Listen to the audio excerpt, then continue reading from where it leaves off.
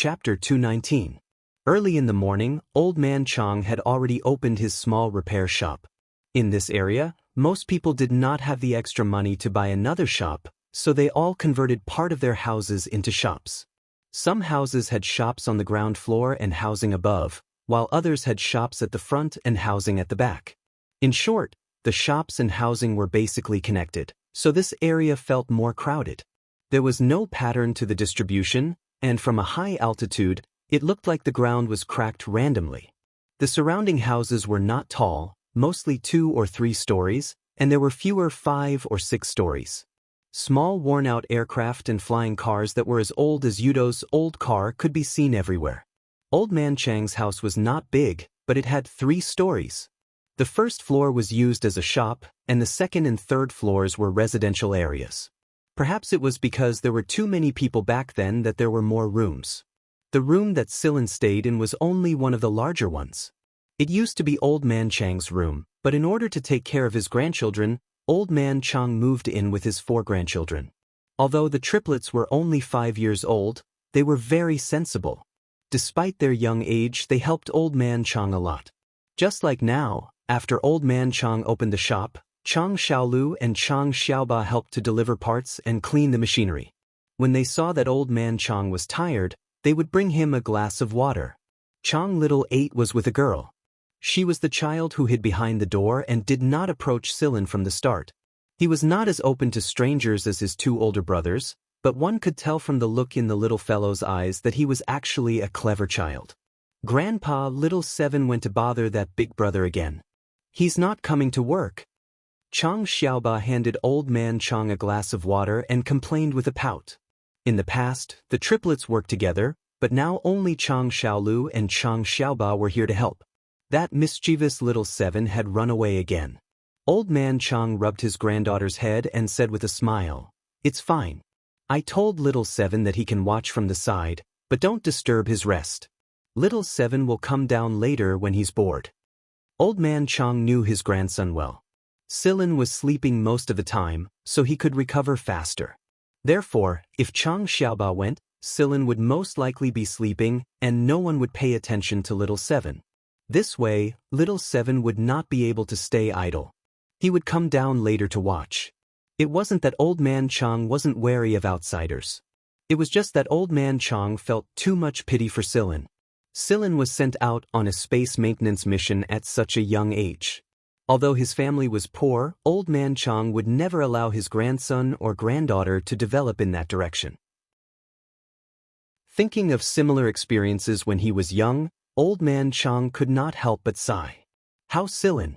However, Old Man Chang had guessed wrong this time. Old Man Chang of Manchang had guessed wrong this time. Out of curiosity, Chang Xiaoqi went upstairs to check on her big brother who was eating, sleeping, and taking medicine all by himself. The first thing she saw was a gray cat squatting on the short table next to the bed. Because Old Man Chang couldn't get away from work, he basically prepared food and pills here and put them on the table. When Silin woke up, he could eat them directly. Now, Chang Xiaoba saw the cat, who had been judged dead for a long time, squatting on the low table and eating the food prepared for the patient. Chang Xiaoba's mouth was wide open, and he was a little stunned. Noticing the movement on Chang Xiaoba's side, Hui Mao raised his head and glanced at Chang Xiaoba listlessly. After determining that there was no threat, he continued to bury his head and eat. Originally, Chang Xiaoba wanted to call Grandpa and Little 6 and Little 8 to come and see, but he remembered that Grandpa had said not to make a noise in front of the patient. However, Chang Xiaoba was now very curious and did not want to leave. After all, he was a child, and it was difficult to suppress his curiosity. Chang Xiaoba looked at Hui Mao, and then carefully and slowly moved to the side. Until Chang Xiaoba walked to the side of the low table, Hui Mao did not raise his head, but his ears moved along with Chang Xiaoba's movements. Chang Xiaoba bit his finger, and seeing that Hui Mao did not look at him, he lowered his voice and whispered, "Kitten." Hui Mao's ears flickered, but he still did not raise his head. There were 2 reasons why Hui Mao ignored Chang Xiaoba. First, it was eating, and was not in the mood to pay attention to this little brat who had almost 0 fighting power. Second, it did not understand what this little brat was saying at all. Chang Xiaoba continued to bite his finger and shouted twice, but seeing that Hui Mao still ignored him, he became bolder and raised his chubby little hand, which still had a dimple, towards the cat's head and poked. After poking, he immediately withdrew his hand. This little brat still had this bit of intelligence. Hui Mao finally raised his head and glanced at Chang Xiaoba. His eyes were still in a lazy half-open state, and his mouth was still chewing. He lazily blinked his eyes, lowered his head, and continued to fight with the food. Chang Xiaoba was now full of energy, and after Hui Mao lowered his head, he continued to poke. However, this time he did not poke. Just as he was about to poke the cat's head, Hui Mao raised his front paw and slapped it down, then stepped on it. Hui Mao did not extend his claws. After being in contact with humans for so many years, he still had a basic understanding. After this series of actions, Hui Mao still did not raise his head and continued to step on Chang Xiaoba's chubby little hand and continued to bury his head in his food. Chang Xiaoba, who had his chubby little hand stepped on, did not cry, but instead chuckled. It did not hurt. Of course it did not hurt. Hui Mao did not use much force, nor did he extend his claws. Instead, the soft pads of flesh on the sole of his foot made Chang Xiaoba feel very comfortable. Chang Xiaoba's guts grew, and his playful heart grew. He pulled out his chubby little hand, and then immediately covered Hui Mao's sole. Hui Mao finally raised his head again, stuck out his tongue, and licked his lips, and looked towards Chang Xiaoba. Right now, the little brat was happily looking at him. He yawned lazily, and habitually prepared to lick his paw, but he realized that the situation was not right, so he pulled his foot out from under Chang Xiaoba's chubby little hand, licked it, wiped his face, and then covered Chang Xiaoba's chubby little hand again. Chang Xiaoba laughed happily, pulled out his hand, and covered Hui Mao's paw again. Hui Mao. So, when Silin woke up, he saw these two childish guys playing a paw-folding game. Silin dared to bet that this cat was definitely not fully awake, otherwise it would not be so patient to fold a little bean's palm. Chang Xiaoba, on the other hand, was so happy that he wanted to jump up. Alas, childish kids are much happier. Aware of the situation on Silin's side, Hui Mao's half-opened eyes finally opened, and he withdrew his foot. Then, he flicked his tail and gently whipped the little brat, then jumped to Silin's side. He didn't dare to jump directly on Silin's body. Now that Silin was in the recovery period, it was better to avoid it. Silin, you're finally awake. Hui Mao was finally awake now, and he walked over happily. When he woke up, he was also in a bad condition. He checked around and found that there were a lot of mechanical products around, but they were all low-end goods. He didn't know where he was. He didn't have the mind to care too much, but after eating some food he had recovered a little. Chang Xiaoba bit his finger and looked at them, not understanding Hui Mao's words. But this cat's meow was actually different from other cats. Silin patted Hui Mao's head, then smiled at Chang Xiaoba and said, "Xiaoba, do you have any more food? Help me get some." Chang Xiaoba grinned and immediately rushed out with his short legs. The storage cabinet was not far from here. Although Chang Xiaoba didn't know how to speak the imperial language, he could understand some of it. In addition, Silin had learned some of the language here in the past few days, so basic communication between the two was no longer a problem. Hearing Silin's language, Hui Mao looked at Silin doubtfully. "I've never heard the language you're speaking. This isn't the League of Stars. It should be on the other side of the space-time vortex. So before you learn the language here, you should just be an ordinary cat." Hui Mao shook his whiskers. "Are you saying that I should learn to meow like a cat?" Silin looked at Hui Mao as if he was talking nonsense. "You're a cat to begin with. Okay, but I'll be able to learn the language here very soon." It didn't take more than a minute to understand the language here through the machinery here. "By the way, Silin, you don't look right now." Hui Mao raised his paw and pointed at Silin's face. When he woke up, if he hadn't been too familiar with the connection between him and Silin, he would have really thought that the guy lying next to him was someone else. "Don't look right?" Silin propped himself up and looked at his current situation through the reflection of a small metal plate not far away. He couldn't help but laugh. It seemed that when he passed through the space-time vortex, the genetic phenotype had been reset and returned to his original appearance. The current Sillin had returned to the appearance he had on planet Brown Earth. His physique had also undergone some slight changes. Sillin rubbed his face and felt that this face was still the best and pleasing to the eye. No matter how much the genetic phenotype was artificially changed, it was still not as comfortable as his original appearance. "This is my original appearance," Sillin said. "Oh." Hui Mao looked at Sillin curiously. In the past, he had heard from Carrie and the others that Sillin had other appearances. He didn't expect that this was his real appearance. Sillin gave Hui Mao a simple explanation of their experience after being sucked in by the space-time vortex. If it wasn't for old Chang's family, Sillin didn't know how long he would have stayed in this unfamiliar galaxy in space. "The little guy who played the claw game with you just now is Chang Xiaoqi, one of the triplets." Hui Mao was about to explain that he had played the childish game with the little kid because he hadn't woken up yet. However, when he heard Chang Xiaoqi's footsteps, he stopped talking and started to communicate with the machinery in the area to learn a new language. Chang Xiaoqi came over with a large plate. On it was a large piece of meat from an unknown animal. Next to the meat were 2 small fish. It seemed that it was specially prepared for Hui Mao. The food on the tray was a little heavy, so Chang Xiaoqi had to hold it with all his might. Sillin hurriedly accepted it and rubbed Chang Xiaoqi's head. "Thank you, Xiaoqi. It's still warm. Did you make this yourself? You're very capable." "It's not that difficult." Chang Xiaoqi looked at Hui Mao and laughed. Sillin picked up Weeza's plate from the short table and placed the 2 fishes on it. Then, he said in the Empire's common language with a slight accent, "Weez, this is little Seven's kind regards." Hui Mao had almost understood the language in this short period of time. He could understand Sillin's words. He bared his teeth at Chang Xiaoqi, indicating that he understood. He jumped to the side of the plate and began to eat the fish. He didn't need to eat it to know that the fish didn't taste good just by smelling it. But now, Hui Mao wasn't picky and immersed himself in eating the 2 fish. "Xiaoqi, don't you want to eat?" Sillin cut a piece of meat and handed it to Chang Xiaoqi. Chang Xiaoqi shook his head. "I'm not hungry." His eyes were fixed on Hui Mao. He raised his chubby little hand and put it down. It seemed that he wanted to touch Hui Mao. Sillin smiled and began to eat the meat on the plate. The food on the plate came from compressed capsules. This relatively cheap compressed capsule was commonly used by the people at the bottom of the society. It was convenient and time-saving. One only needed to put the selected capsule into a special machine and press the button. It would only take half a minute.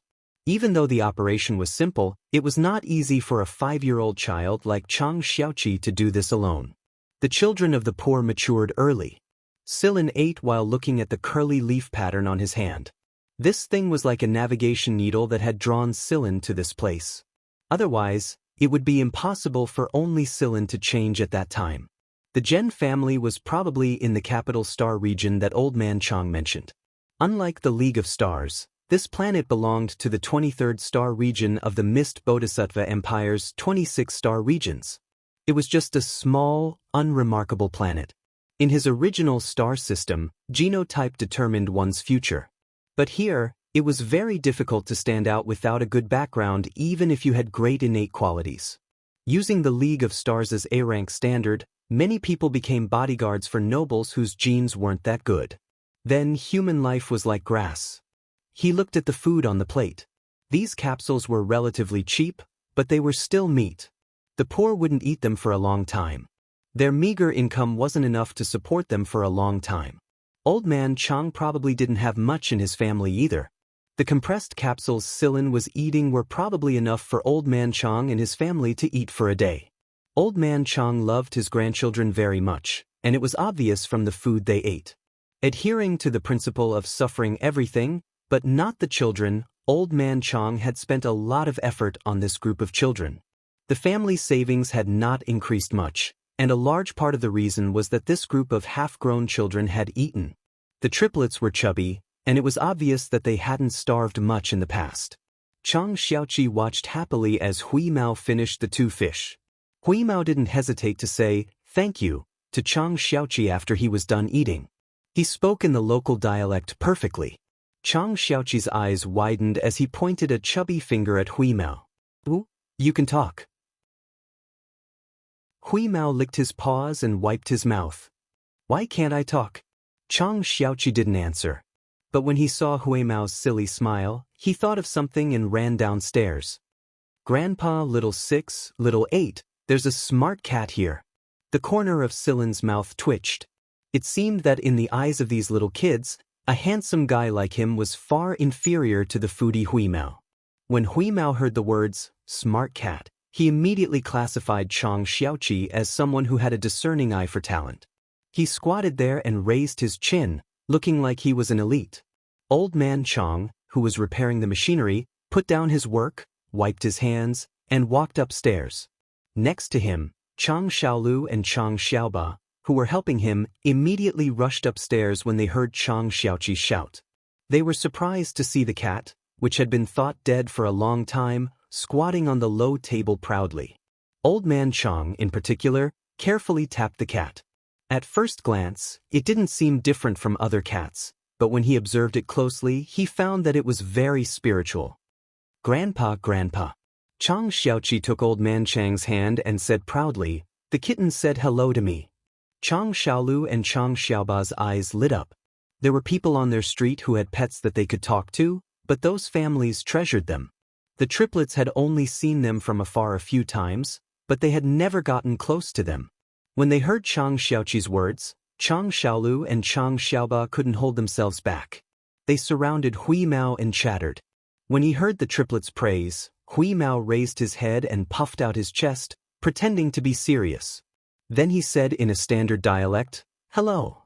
Glancing at Hui Mao, who looked serious, but who knew if Hui Mao's heart was already fluttering, Silin curled his lips. What a moron. Silin introduced Hui Mao to old man Chang and the others again. This is a pet that I met by accident a few years ago. It has been following me ever since. Its name is Wheeze. When he heard Silin's words, old man Chang didn't think too much about it. He smiled and watched the triplets talk to Hui Mao. However, he was still a little surprised that this cat could speak in the local dialect. Silin explained that this was because he had met some people on this planet before, and Hui Mao had learned this accent from them. Old man Chang didn't show any reluctance when Chang Xiaoqi took the initiative to give the best meat compression capsule and 2 fish compression capsules to Silin and Hui Mao. In another 2 days, Silin would be almost recovered. When old man Chang asked Silin about his plans, Silin expressed the hope that he could stay here to help old man Chang for the time being. After all, Silin was familiar with machinery maintenance, so he didn't need to pay him a salary. He just needed to take care of his meals and accommodation. He couldn't go to the imperial capital for the time being. Right now, Silin hadn't figured out the situation in the Saran Empire. Silin wouldn't act rashly, so he chose to stay here for a while to fully recuperate and adjust his state before taking action. After all, Silin didn't have anyone to rely on here. Old man Chang was very happy that Silin could stay and help. There were also empty rooms in the house. It was a burden for old man Chang to feed an adult and a cat, but with Silin's help, the harvest would be greater. However, old man Chang insisted that he would pay Silin a salary. It wasn't good for a young man to have no money. Silin and Hui Mao stayed. The happiest were the triplets, so they could play with the kitten. The triplets cheered, and old man Chang smiled at the 3 little guys, his eyes full of love. Silin couldn't help in his current condition, but Hui Mao could. So after lunch, there was a scene in the shop. 3 little kids followed behind a Hui Mao, moving parts. However, old man Chang did save a lot of effort. When a part was needed, Hui Mao and the triplets took it from the parts rack. The model was also very accurate, unlike before when old man Chang had to describe it in detail before the triplets could get the correct model. Old man Chang was happy. It seemed that this cat wasn't just for show.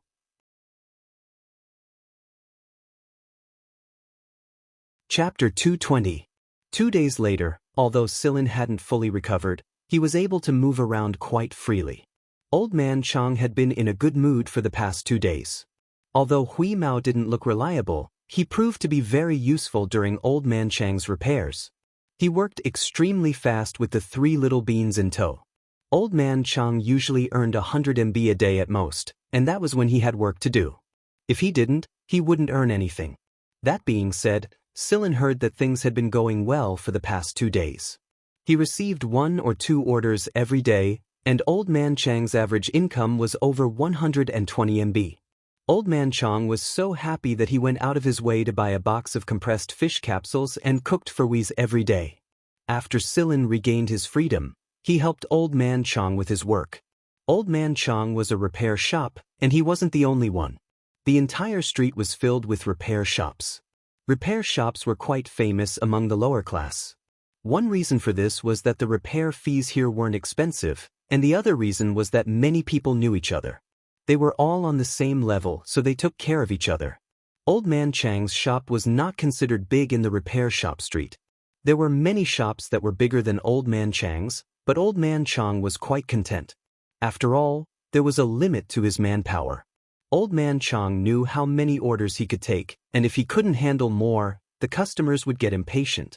Most of the people who visited Old Man Chang's shop were acquaintances, and one of them was one of them. The owner of the car had gotten into some friction with another flying car while making a delivery. He didn't think much of it at the time, but when he came back, he discovered that the car consumed a lot of energy, and it wasn't fast at all. He made a strange noise every 2 steps, so he decided to take advantage of the fact that he didn't need to make a delivery today to get his car repaired. After complaining for a while, the owner looked at Old Man Chang. "Old Man Chang, can you fix this car today? I still have to make a delivery tomorrow." Old Man Chang thought for a moment before saying, "I'll put this order on hold for now. Since you need it urgently, I'll fix your car today. It should be ready by tomorrow." "Heh, Old Man Chang, I knew your shop was the best. I still have to go back to work, so contact me when you're done." Usually, there would be a queue in the repair shop, and regular customers would be taken care of. For this car owner, Old Chang's shop was a regular customer with a good price. Hearing Old Chang's words, the owner of the car was quite satisfied and left after saying a few words. When Silin came down, he happened to hear the man saying goodbye. Looking at the flying car parked at the maintenance station, Silin had rarely seen this kind of flying car when he was in the League of Stars. The flying car looked rather old, probably more than 10 years old. It wasn't big, but it had a lot of space inside. There was even a small compartment at the back that was specially used to transport small amounts of goods. You can often see this kind of car on the maintenance street. Old Man Chang put down the machine he was repairing and took a sip of water from his grandson.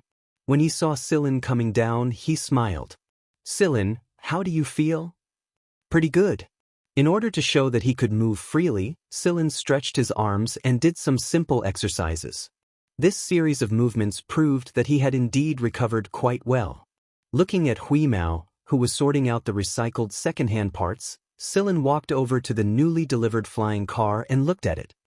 "Is there a problem with the energy system?" Old Man Chang nodded. He adjusted the joystick at the side and moved the maintenance station a little further in, raising a partition in the middle. Seeing Silin look over in confusion, Old Man Chang explained, "You can't let children come into contact with this." Silin nodded in understanding. When it came to important metals or energy systems, Old Man Chang definitely wouldn't let his grandchildren come into contact with them. It didn't matter to adults, but it had a huge impact on children's growth. Radiation sickness and heavy metal poisoning were common occurrences. People in this area didn't have that much time to get their bodies checked out. They would only notice when the symptoms were fully manifested, but by the time they noticed, the illness was already quite serious. 80% of the children who died early on this street died because of this. Treatment was expensive, and not every family was as attentive to their children as Old Man Chang. If pregnant women often came into contact with such things, it was likely that they would give birth to children with severe deformities or congenital diseases. Such children wouldn't live long. But in order to survive, all of the family members had to work together. Walking on this street, you would find that even pregnant women with protruding bellies would tie themselves up to do things. Otherwise, they would be despised. They weren't like those rich ladies in the upscale districts. On this maintenance street, families who raised their children like triplets were definitely rare. It was also a blessing for the 3 little fellows. The 3 little fellows were obviously very familiar with such things. After seeing the raised partition, they consciously stayed away from it. There were specialized tools and parts racks there, so they didn't need to hand over spare parts frequently. Let me help you. I've come into contact with this before. Don't. You're in the recovery period. It's not good for you to come into contact with these things. Old Man Chong waved his hand. It's fine. I've been lying in bed for so many days. I need to work on my muscles and bones. Seeing Silin's insistence, Old Man Chong pointed to a cabinet. There are gloves and protective tools over there. You can take them with you. Silin walked over and opened the cabinet. There was a full set of protective gear inside, including gloves, outerwear, and shoes. Old Man Chong was already wearing a pair of protective gloves. In other words, other than the 2 pairs of gloves, the rest were all single pieces. This wasn't surprising. Protective gear for maintenance purposes wasn't cheap. Silin only wore a pair of gloves. He didn't wear outerwear or shoes, but he gave them to Old Man Chong. You kid, it's fine. I'm used to it. I'm immune to it. Silin expressed that it didn't matter if he didn't wear it. He walked to the maintenance platform and began to examine the flying car. Old Man Chong quickly discovered the problem with the flying car. There was indeed a malfunction in the power system. Old parts consume energy, but this is too much. I've taken a look. There's indeed a problem with the power system, but it's not a permanent solution. A few key parts also need to be replaced, but it looks like they won't be willing to do so. Let's not worry about those parts for now. Old Man Chong explained the situation to Silin as he examined the flying car's problem. Repairs were one thing, but in this area, if they wanted to attract repeat customers, the repairs had to be done according to the customer's needs. After living in this area for so many years, Old Man Chong had more or less figured out the thoughts of the people here. He didn't need others to specifically mention it to maximize the satisfaction of the customer's needs. This also protected the customer's face. Silin was good at maintenance, but he was far inferior to Old Man Chong when it came to maintenance. When he was with Mo Heng, he had a different style. Mo Heng was the type who pursued perfection and had high requirements for every part. Therefore, in comparison, Mo Heng's style was completely unsuitable here. As he listened to Old Man Chong impart his experience, Silin listened attentively. From time to time, he would ask a few questions and help Old Man Chong. The repair of the flying car's power system wasn't difficult. It could be completely fixed before dinner. However, with Silin's help, the repair was completed more than 2 hours earlier. The repair process was also a lot easier. Old Man Chong was very happy that someone was helping to share the burden. Having a helper really made a difference. However, after repairing the power system, Silin took a look at the flying car's main operating system and this operating system. No wonder it could be used for as long as 10 years. It seemed that the owner had really invested a lot when he bought this flying car. It should be known that most low-end flying cars only had one operating system. Flying cars with this operating system were more intelligent. However, according to the information Silin gathered while he was recuperating in bed, the flying car's main operating system and this operating system were very outdated. This operating system was even from 20 years ago. It was no wonder that this flying car wasn't very agile. It would be strange for a car that was already close to Alzheimer's to be agile. Perhaps this was one of the reasons why the owner had friction with other cars. The car's operation wasn't very agile, so friction of various sizes was inevitable. Silin took a look at the car's main and secondary operating systems. It was impossible to upgrade them completely. That would be more expensive, and the owner definitely wouldn't be willing to spend that money. Besides, compatibility wasn't good, so it wasn't worth it. Old Man Chong was more familiar with the maintenance of spare parts, but he wasn't so good at improving the system's procedures and internal operations. Besides, the people in this area didn't have that kind of awareness. They weren't very educated, so who would be familiar with those dizzying procedures and instructions? A simple reorganization of the main and secondary operating systems didn't take much time for Silin. 10 minutes later, the messy procedures and the system's inability to keep up with the times had been cleaned up. No matter what, when the car flew again, it would definitely be more agile than it was yesterday. Old Man Chong didn't stop Silin from fiddling with the internal operating systems. He could tell that Silin was quite confident. This was the confidence of a maintenance engineer. Old Man Chong just watched quietly from the side. After Silin was done, he started the flying car to test the results of the repair. Needless to say, it was indeed a lot better. Good job, kid. You're quite capable. I don't know much about this. I just know a little about it. No need to be humble. Come on, follow this old man to another order. Let's try to fix this machine before dinner. Seeing that Old Man Chong was done with the repairs and the partition on the other side was lowered, the triplets and Hui Mao happily came over and helped hand over the tools and parts. Many hands made light work, and this order was completed before dinner. Old Man Chong contacted a customer to come over and pick up the items. Silin, the three little kids, and Hui Mao went to make dinner. The three little kids worked hand in hand while Silin watched from the side. It was a very simple compressed capsule dinner. Old Man Chong made quite a lot of money that day. 200 MB. When the owner got into the car and took off, he could clearly feel that the car looked a lot younger today. Old Man Chong, your kung fu has improved. I'll come again next time. Old Man Chong only chuckled happily. This time, when the owner of the car went back, he recommended Old Man Chang's shop to many of his acquaintances. He said that his old car had become much younger after being repaired. Many people did not believe him. Soliciting customers for acquaintances was a common thing in this cobweb-like area, so everyone was used to such words and only gave perfunctory replies.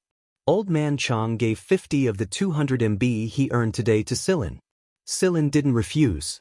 This was what Old Man Chong had agreed to, so he couldn't refuse. Little Seven was very excited during dinner. Grandpa, fifth brother should be back tomorrow, right? Yeah. Let's go tomorrow and bring Little Five back. Old Man Chong couldn't help but sigh inwardly when he talked about this unfortunate grandson of his. His smile faded a lot. Little Five Chong was affected by a large-scale electromagnetic radiation when he was in his mother's womb and almost died at birth. He barely survived, but his body was weak, and he was a frequent visitor to the hospital. Silin had seen the image Little Seven took out. Little Five Chong was very thin and listless, and his eyes didn't have the innocence of a child. There was only silence and gloominess in them. He was the complete opposite of the triplets. Any other child would have given up a long time ago, but Old Man Chong persisted all this time. However, some people in the neighboring streets didn't think much of him. After all, a child like him wouldn't live past the age of 10 if he didn't receive proper treatment. Little Five Chong was now 7, and the chances of him falling sick were getting higher and higher. He had to go to the hospital for treatment every once in a while, and he had to eat more pills than compressed capsules. Most of what Silin knew about Little Five Chong was from the triplets. They were very sensible and often took care of this quiet fifth brother. Compared to Old Man Chong, Little Five Chong had talked to them a lot. Now, Old Man Chong was basically saving money for Little Five Chang's treatment while ensuring his livelihood. No matter what, there was hope as long as he was alive. At night, after the triplets went to sleep, Old Man Chong was still in a daze in the maintenance room. He could basically take on one job a day, and it would be good if he could take on 2 jobs today. Therefore, even if Old Man Chong wanted to stay up late to work, he couldn't. In Silin's room, Hui Mao wagged its tail. After yawning, it said to Silin, "That old man seems to be crying." There were surveillance cameras in the maintenance room, but they weren't necessarily for customers. They were a basic installation in a repair shop, and they had many uses. Hui Mao saw Old Man Chang's expression through these surveillance cameras. Silin scratched Hui Mao's chin. "Since they've helped us, let's help them if we can. Life will get better and better. Yeah, make more money. I miss my dried fish biscuits. I wonder if Shueqiu and the others have eaten my stash." Actually, it was paying attention to the latter part of Silin's words. The next day, Old Man Chong went to the hospital to pick up Little Five Chong. Silin and the 3 little kids stood guard in the maintenance room. In the past, whenever Old Man Chong went out, he would lock the door tightly and remind the triplets to be careful. The security in this area was not very good. Although his family did not have much money, no one could say for sure what would happen. This was the first time the triplets could openly wait for Old Man Chong and Little Five Chong in front of the shop. Where's Old Man Chong? A flying car stopped in front of the shop. The owner was obviously someone they knew. After looking around the shop, he asked. My grandpa went out, Little Six said. He went to pick up Little Five, right? The person was very familiar with the family's business. He got off the flying car and walked into the shop, pinching the triplets' chubby cheeks. Uncle Hoss, you're bullying us again. The triplets pointed at the person at the same time and complained. However, their faces were full of smiles. Clearly, they were very familiar with each other. Hoss chuckled. He picked up the youngest, Little Eight Chong, and tossed him up and caught him. Little Eight Chong was so happy that he waved his little arms and shouted. Little Six and Little Seven quickly took a few steps back. Sillin was puzzled. Logically speaking, these three little guys should be very happy with this kind of tossing. Why did they seem to be repulsed? Hoss tossed Little Eight Chong a few times before putting him down. Little Eight Chong ran behind Sillin and made a face at Hoss. Yo, you're so cocky now that you have a backer. Hoss didn't know whether to laugh or cry. As he spoke, Hoss walked in front of Sillin. Are you the new assistant? No, Big Brother Sillin is the child of Daddy's friend. The three little guys rushed to answer. This was Old Man Chang's idea. To the public, Sillin's identity was said to be the child of his son's friend. Something had happened to the family, and he had temporarily stayed here to help out. Hello, do you need to repair the flying car? There was no need to open the hood to check. As soon as Sillin heard the sound of the flying car, he knew what was wrong. There is a bit of a problem. After getting Hoss's confirmation, Sillin helped Hoss push the car in. Hoss took out a box of spare parts from the trunk.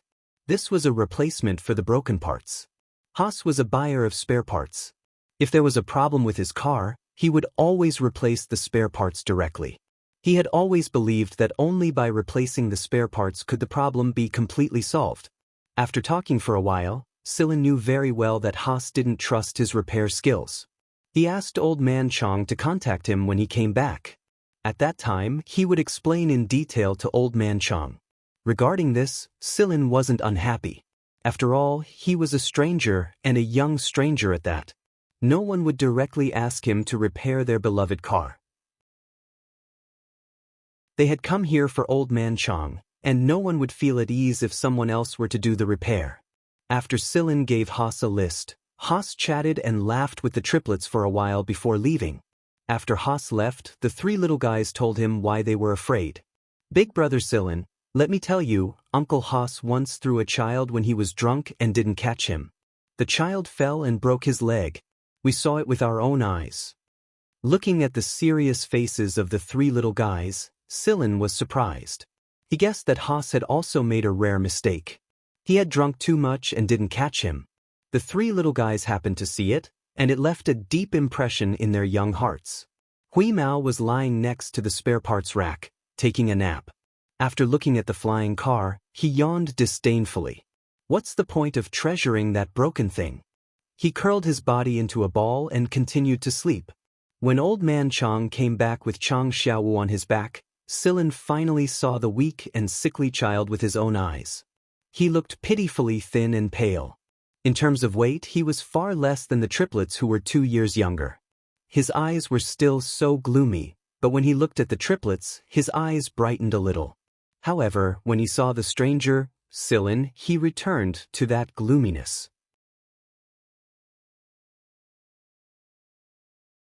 Chapter 221. It seemed that the child was not completely indifferent. He was just like that to strangers. Come to think of it, it made sense. With such an experience, no one would be happy. In the slums, children of this age were much more knowledgeable and sensitive. Brother Wu! Brother Wu! The triplets ran over. Old Man Chong felt more at ease after bringing his grandson back. Plus, business had been good recently, and he had added an upgraded version of the medicine he bought for Chong Xiaowu. Old Man Chong smiled and looked at the triplets running over. He turned to Chong Xiaowu and asked, Xiaowu, do you want to go upstairs and rest? Chong Xiaowu shook his head. Let's go downstairs. Sillin could tell a lot from Chong Xiaowu's words. He didn't even need to touch him directly to examine him. He could tell from his voice that the child's lungs were weak. Perhaps that was why the child was so reticent. Okay. Old Man Chang was used to this. The triplets brought out a recliner and looked at Chang Xiaowu and Old Man Chang as if they were asking for praise. Chang Xiaowu showed a rare smile. Old Man Chang carefully placed Chang Xiaowu on the recliner and took out 2 pills and a bottle of medicine. Take the medicine first, then play with them. Children generally did not like to take medicine. This was a kind of nature, but for Chang Xiaowu, who took more medicine than compressed capsules, it was a common occurrence.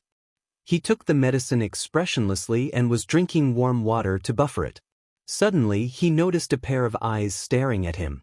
It was not the strangers. Chang Xiaowu looked up and saw a Hui Mao squatting next to the shelf. At this moment, the cat was looking at him with its round eyes. The look in its eyes was not like that of an ordinary cat that did not know anything, but more like the look of a person. However, there was no contempt or pity in its eyes, only curiosity. It moved its nose and sniffed. Who knew what it smelled, and it wagged its tail. The triplets followed Chang Xiaowu's gaze and became excited. They rushed to introduce it. Brother Wu, let me tell you, it's called Wheeze. It's very smart. It can talk. Don't take my words. You're the one who's taking it. Silin was speechless. He was ignored. Sure enough, for children, the charm of a cat was infinite. Old Man Chang just watched from the side, amused. He didn't ask for much. He just wanted his children to be happy.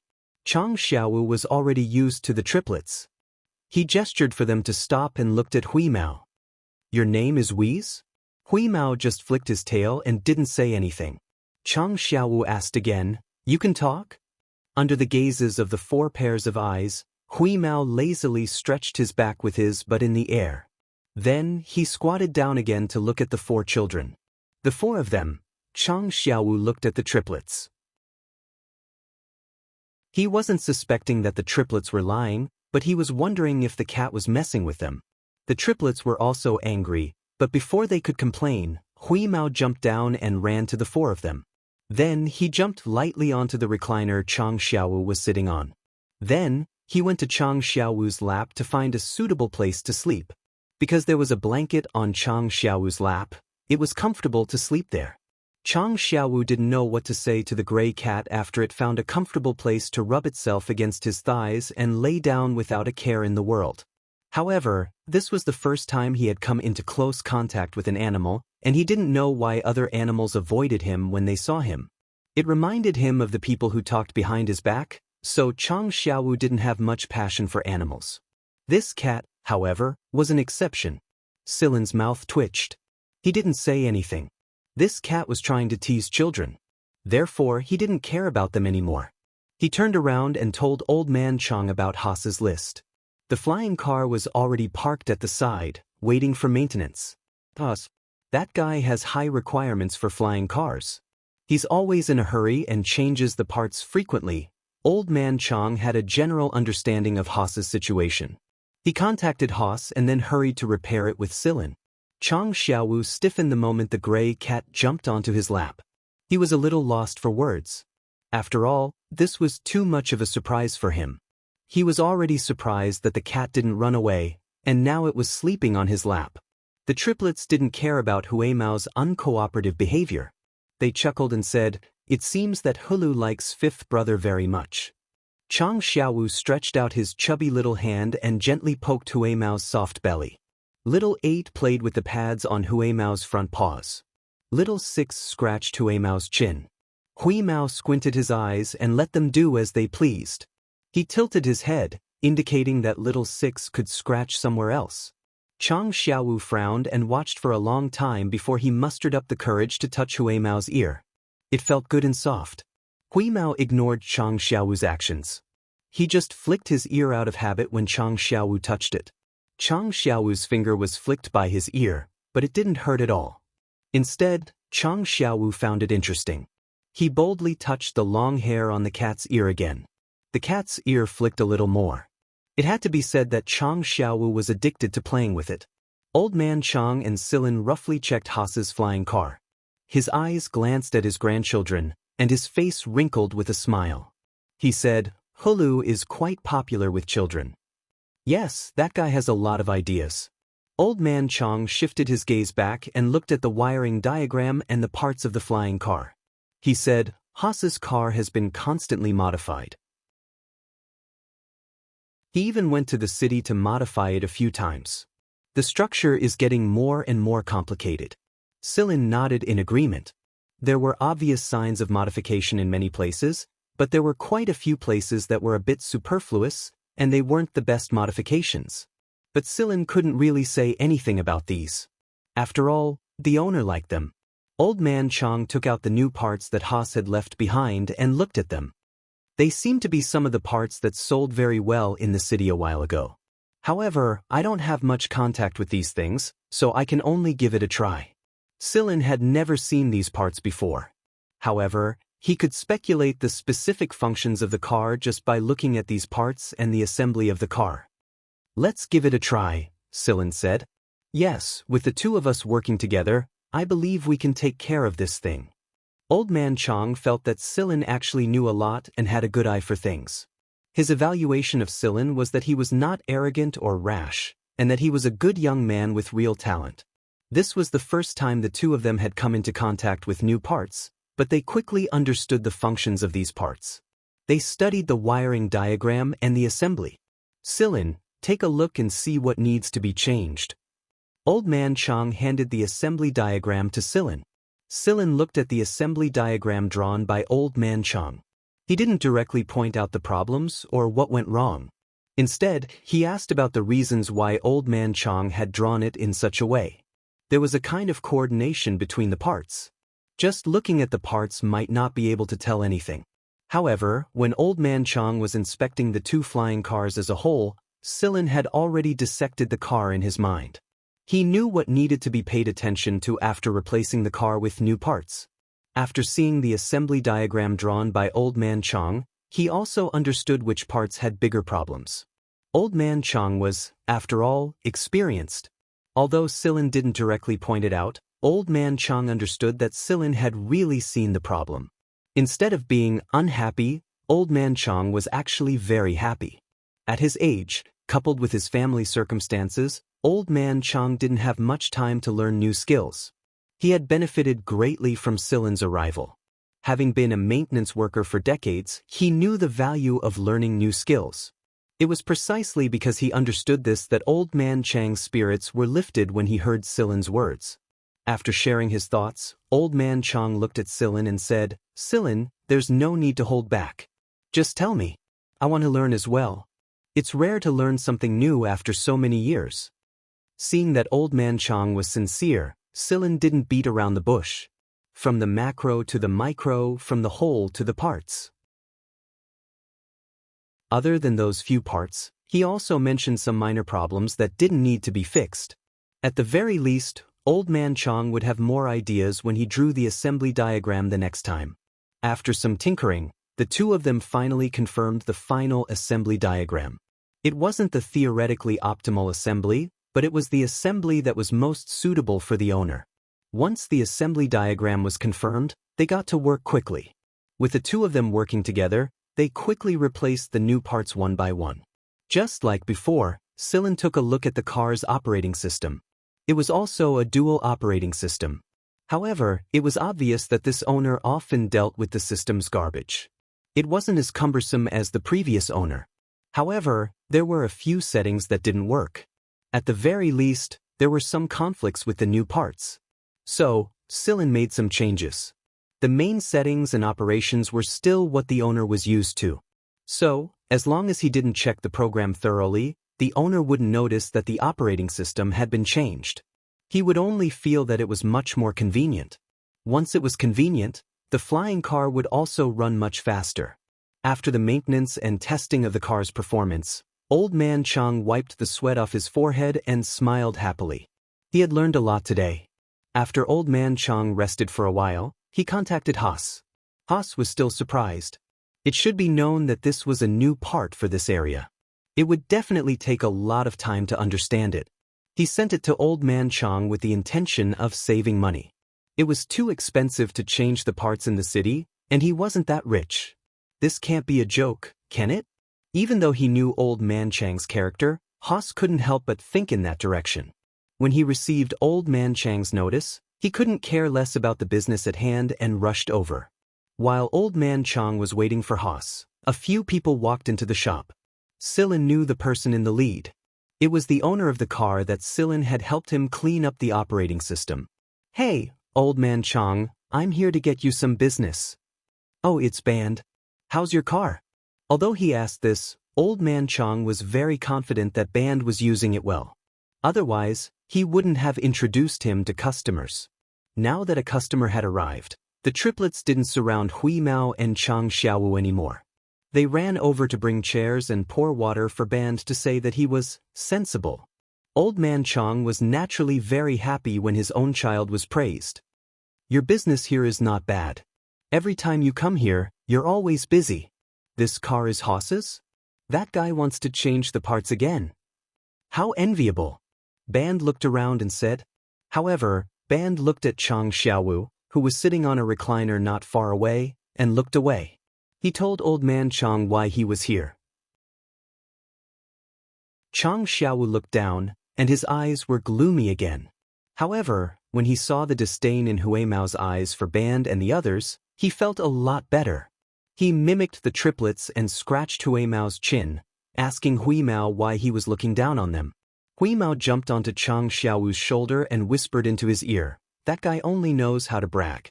He's petty." Chang Xiaowu couldn't help but smile. One reason was that Hui Mao had finally spoken, and the other was that the cat was really clever. Band had been repairing cars at Old Man Chang's place, and he was very satisfied with the last repair. His relative's flying car was also broken, but he couldn't bear to spend money to repair it. When he heard Haas say that Old Man Chang's shop in this area was not bad and the price was reasonable, he came here with the mentality of giving it a try. After all, the flying car had been bought for less than 3 years, and it looked good. He couldn't bear to sell it. "You guys try it carefully. If it doesn't work, then forget it.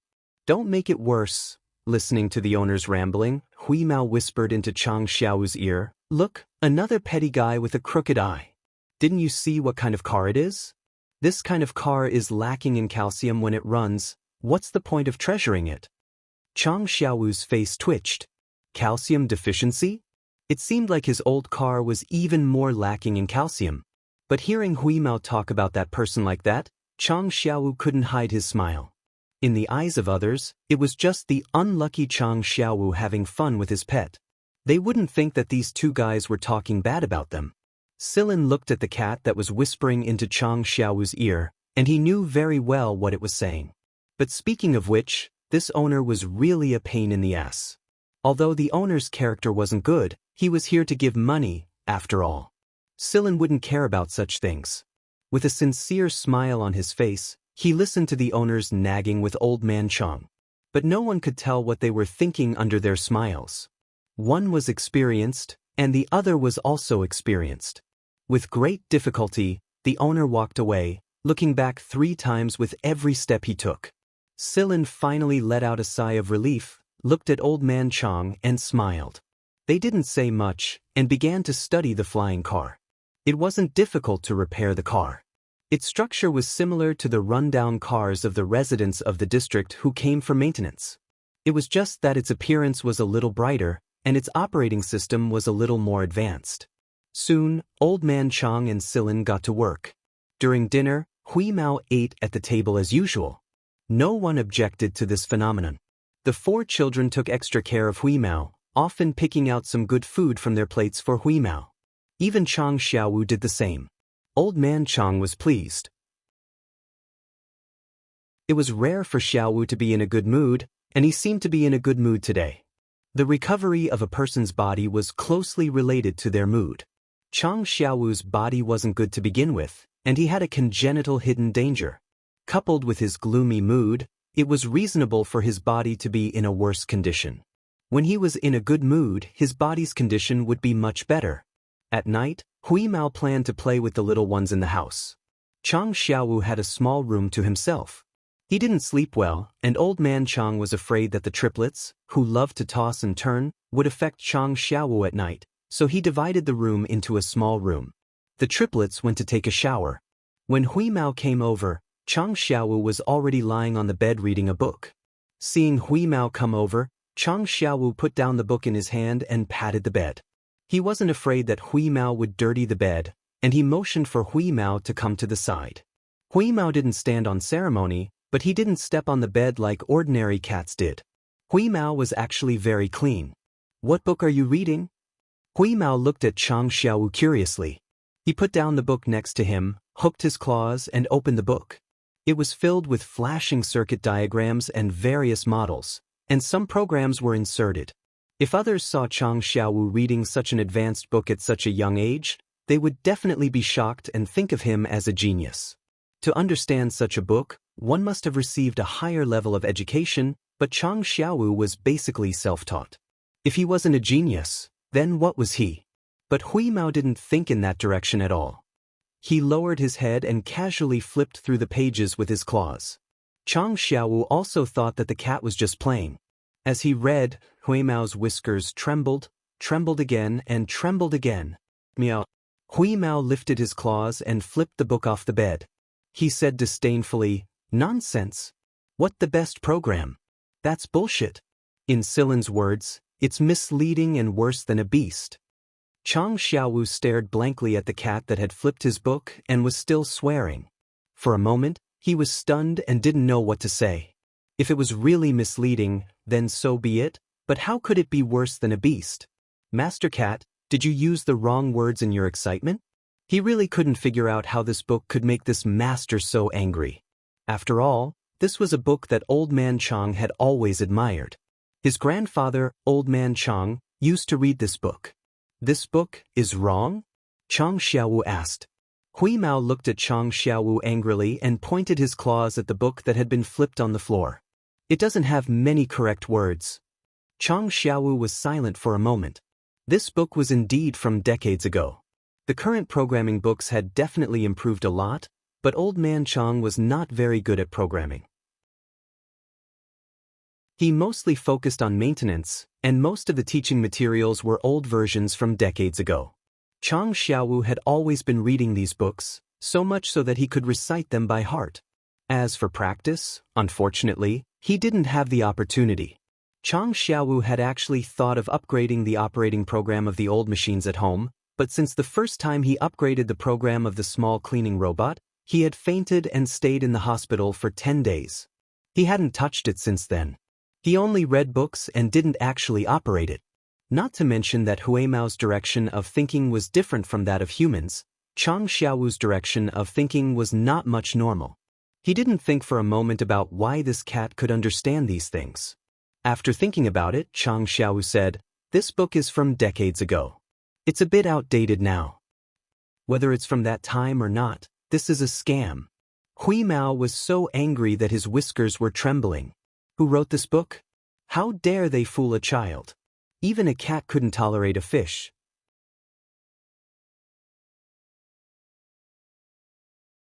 Chapter 222. Hui Mao was really angry, but it didn't realize that this book had not only fooled children, but it had also fooled many adults. Chang Xiaowu looked at Hui Mao, who was shaking his whiskers on the edge of the bed. He didn't say anything. Felines were really temperamental. However, Hui Mao's words really shocked Chang Xiaowu. Although he sometimes felt that the things recorded in the book were a little far-fetched, he didn't think that Hui Mao was talking about nonsense. Now that Hui Mao said this, Chang Xiaowu felt that he agreed with Hui Mao. Even a child without formal education like him could see where the book was twisting words and forcing logic, so other people would be able to see more. If people knew what Chang Xiaowu was thinking, they would probably jump off the aircraft. Even people with higher education couldn't understand it. In fact, books like this were generally only circulated among the lower classes. It would never appear in the upper class. "Is there an electronic board?" Hui Mao asked. "Yes." Chang Xiaowu got up and took out an antique electronic board from behind his pillow. This was used by his father and was later passed down to his generation. Hui Mao raised his paw and pulled the electronic board in front of him. He moved his paw and began to operate it. Chang Xiaowu looked at Hui Mao's cat paw as it naturally entered characters on the old-fashioned electronic board. He wondered how the cat's paw grew. Huimao's movements became faster and faster. At first, Chang Xiaowu could still see Huimao's movements and the program that was entered on the electronic board. However, Chang Xiaowu's vision couldn't keep up with it. He could only barely see the program that was quickly appearing on the electronic board. After that, he could only see the program characters flashing, but he couldn't tell what the program was. In fact, Huimao's movements were just a cover. If it wanted to activate the program on this old-fashioned electronic board, it didn't need to move its paw. When Chang Xiaowu couldn't keep up with Huimao's paw movements, Huimao directly activated the program inside. However, since Silin said to keep a low profile, he would cover it up like this for now. 10 minutes later, Huimao pushed the tablet to Chang Xiaowu. Look at this.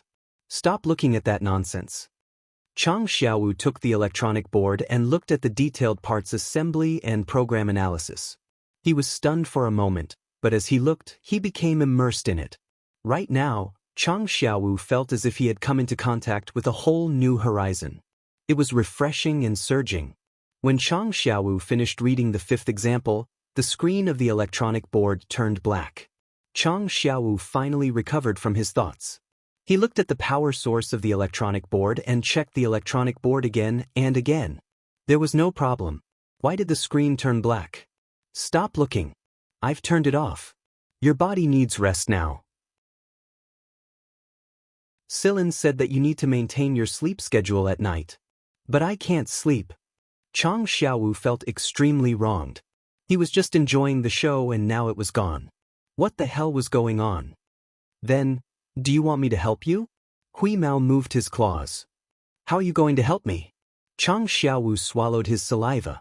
He felt that Huimao's gaze was a little sneaky. Silin said that a person's body will recover faster in a state of sleep. If you really can't sleep, I'll give you a push and you'll fall asleep. As he spoke, Huimao waved his claws. Chang Xiaowu. This kind of physical method was too intense. It was better not to use it. Chang Xiaowu touched his head and shivered. Then let nature take its course. I'll be able to sleep after emptying my mind. The gray cat shook its ears. Actually, Silin said that you can hypnotize yourself, but hypnosis affects your brain's nerves. Your memory will probably deteriorate after a couple of times of hypnosis, so you should try to sleep as hard as you can. I heard from Silin that he can even analyze problems while he's sleeping. Why don't you give it a try and put these programs into practice in your mind? There were a few more things that Huimao didn't say. This method would only be effective for some people. Most people would be even more excited. However, after hearing Huimao's words, Chang Xiaowu nodded. Huimao's suggestion was really good. He would give it a try. Okay, that's it then. I'm going to sleep too. Huimao yawned and jumped out of bed. When he left, he stepped on the book again. Good night, Wheeze. Good night. After Huimao left, Chang Xiaowu turned off the lights and opened his eyes to look at the pitch-black room. The voices of the triplets could vaguely be heard outside. Old Man Chang was probably forcing the triplets to sleep. Children needed to grow, so sleep was very important. Thinking about what he experienced today, Chang Xiaowu smiled. Then, he closed his eyes and began to think about the 5 examples he had seen before. As he thought about it, he subconsciously got into the zone. Hey, Wheeze, why are you squatting here? Old Man Chang had finally coaxed the 3 little fellows to sleep and was about to go downstairs to clean up. He didn't expect to see Huimao squatting at the door of Chang Xiaowu's room. After Huimao went out, he didn't leave until Chang Xiaowu really fell asleep.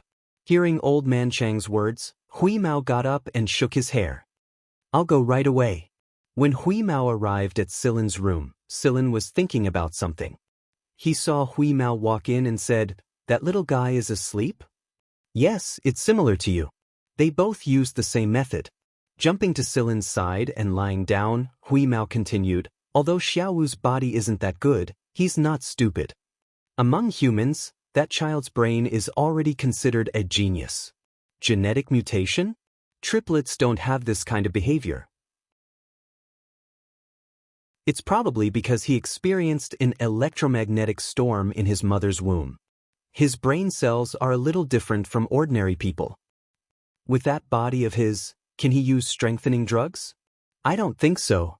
He has to undergo thorough treatment. Hui Mao rubbed his ear and said with some annoyance, "Won't that require a lot of money? How about, Silin, let's go rob him." We don't have anyone to rely on now, so we can't act recklessly. But we can use another method. Although it's a little slower, it'll give Chang Xiaowu some time to adapt. This way, when we go for thorough treatment in the future, the success rate will be higher. Silin touched his chin. To slowly nurse Chang Xiaowu's body, the drug aspect had to be the main consideration. Actually, Silin had some drugs stored in the League of Stars in the ring with the curly leaf pattern. There were all kinds of drugs, and he could secretly add them when Chang Xiaowu took his medicine. He just needed to pay attention to the dilution ratio, which was easy to solve. Then it was time to make money. Recently, Old Man Chang's shop's business was getting better and better, and Silin's dividends were also increasing. The two of them worked together, and the efficiency was high. The maintenance effect was good, and the regular customers even introduced more customers. Silin had discussed the problem of the drugs with Old Man Chang in private, but he didn't let Chang Xiaowu know. If Chang Xiaowu knew that Old Man Chang was going to give him a thorough treatment in the future, with Chang Xiaowu's personality, his mood would be affected, and that would be the opposite of what he wanted. Old Man Chang believed that the drugs Silin had in his hands were all brought from the Imperial City area, so the quality would definitely be much better than the drugs from their small place. They were also much more expensive. He was a little at a loss. How much? He estimated that even if he sold the whole shop, he wouldn't be able to afford the drugs in Silin's hands. Silin said that this was a repayment to the family of his savior, and that he didn't want money. Old Man Chang didn't pretend to refuse. If he said that, it would be hypocritical. Sometimes, Old Man Chang couldn't help but sigh. It was just a coincidence that he saved a person. Not only did he help himself, but he also helped Xiaowu. Therefore, from then on, Old Man Chang would give half of the daily income to Silin. Originally, he was prepared to split it 30 to 70, but Silin rejected it. On this day, Silin and Old Man Chang finished the 3 orders they received and were preparing to have dinner by hand when the triplets ran over. Grandpa, we're almost out of compressed fish capsules." The triplets and Chang Xiaowu all looked at Old Man Chang. The look in their eyes made people feel that even if they didn't eat, they would buy compressed fish capsules for Hui Mao. Looking at the sky, there was no time to go out today. Old Man Chang said, "I'll go buy more tomorrow." "I'll go tomorrow. I haven't been out of this place yet," Silin said. The triplets looked at Silin, their eyes full of hope. Needless to say, the 3 little ones wanted to go out and play. In the past, there was only Old Man Chang, so the triplets were a bit more self-conscious. But now that there was Silin, there was someone to take them out to play. "Not this time, maybe next time. I want to familiarize myself with this area, or it'll be troublesome if I get lost." Although they couldn't go this time, Silin said that he would take them out the next time he went out. However, they would take turns, from the youngest to the oldest, and only one at a time. The triplets didn't have any objections to this. The next day, Silin woke up early and made a list of the things Old Man Chang wanted to buy. It wasn't much, just some daily necessities. Old Man Chang wanted to pay for them, but Silin didn't accept it.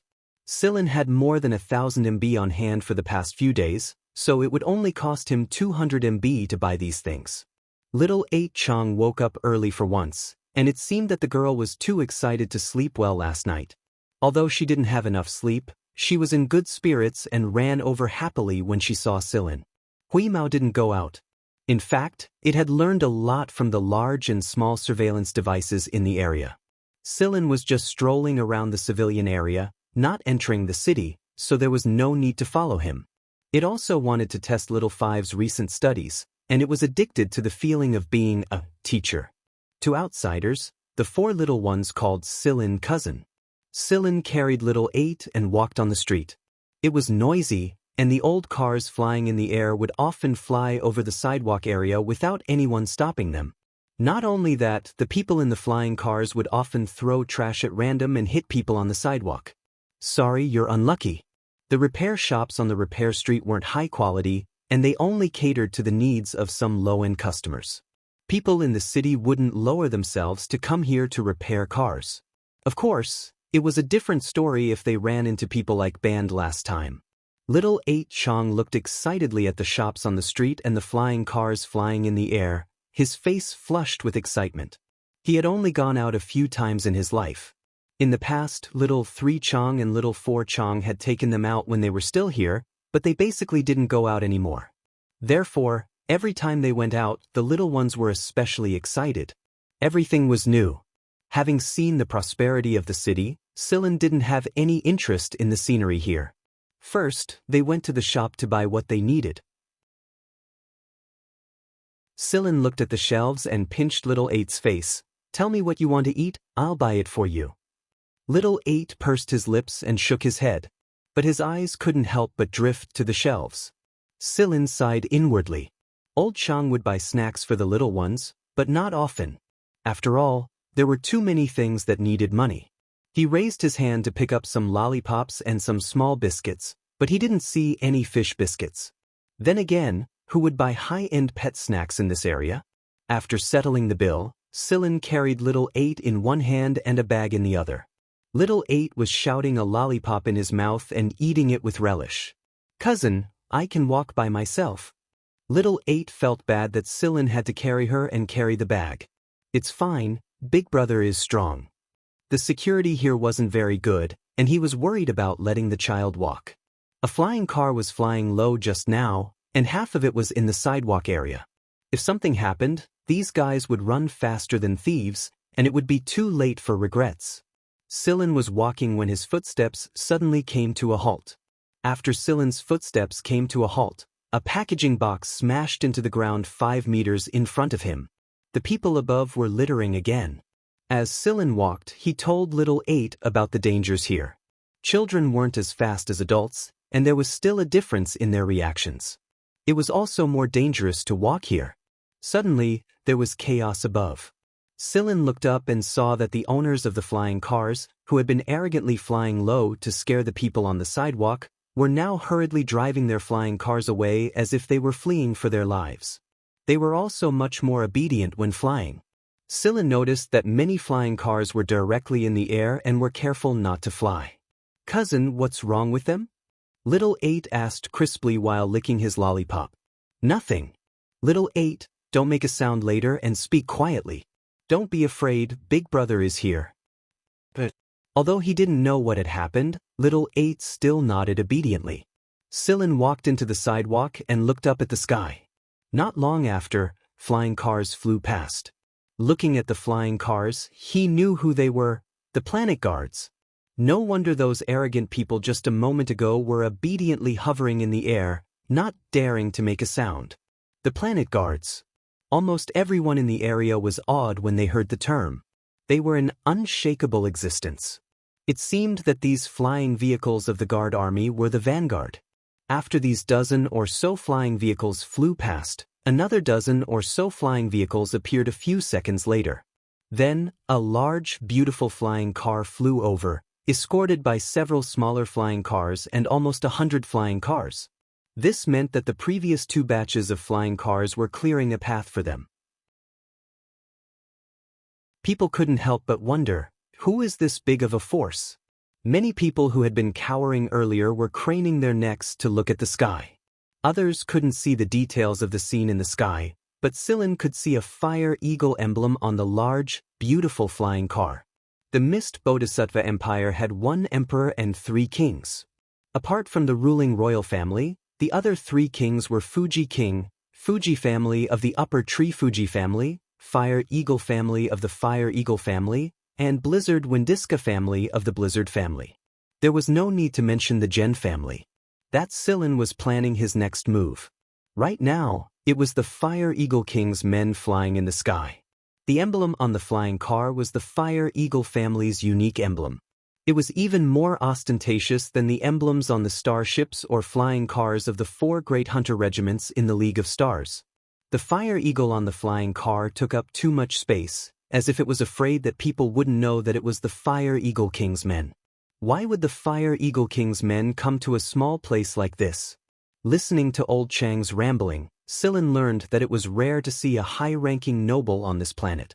So what was going on this time? The planet's media hadn't reported anything about this.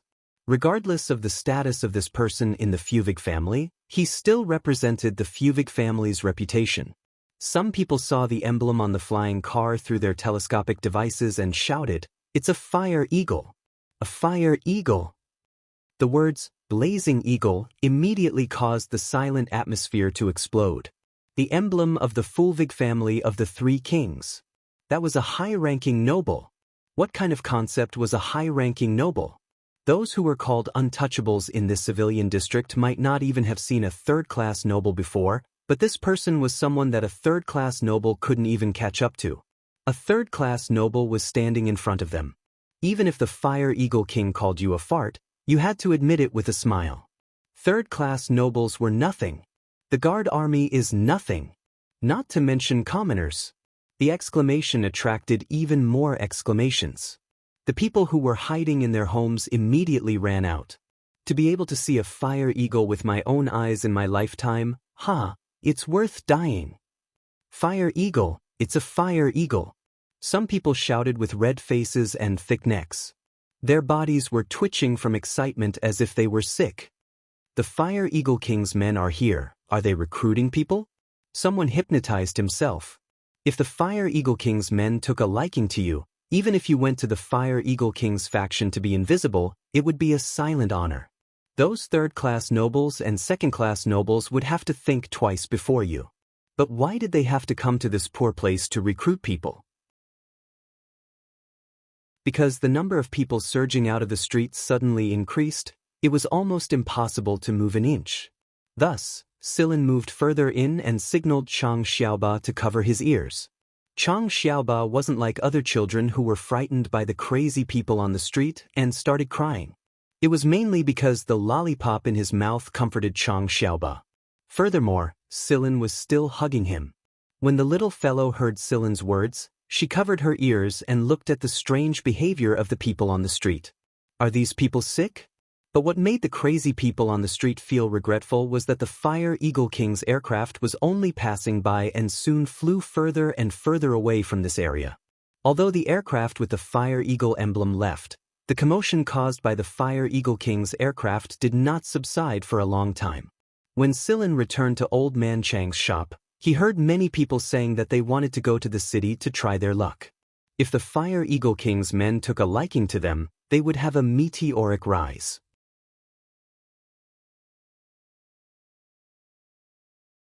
Chapter 223.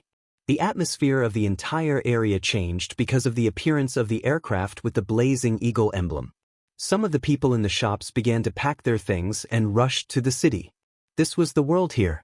The hierarchy was deeply rooted in the hearts of the people. Many people did not have strong personal strength, but by chance, they managed to ride on the coattails of a certain aristocrat and soared overnight. It was no wonder that the people here had such a reaction. To the commoners, who did not dream of becoming rich overnight.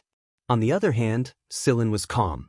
Originally, he was going to return to the shop directly, but after thinking for a moment, he decided to go to the spare parts shop on the next street instead. There were many crossings between the two streets, so Silin did not take a long detour. All he did was turn a corner and walk a few steps. It was different from what Silin had imagined.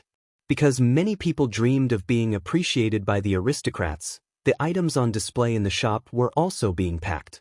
Some of the parts that were in a hurry to be sold were left unattended. This was Silin's goal. After comparing a few shops, Silin bought a lot of second-hand parts at a lower price. The owners of these shops wanted to sell them quickly and leave as soon as possible. They could also earn some capital to spend in the city, so Silin took advantage of them. However, when Silin was about to leave the spare part street, there was a small dispute in one of the shops. That brother's face is messed up. Chang Xiaoba laughed as he pointed at the person who was being pushed out of the shop.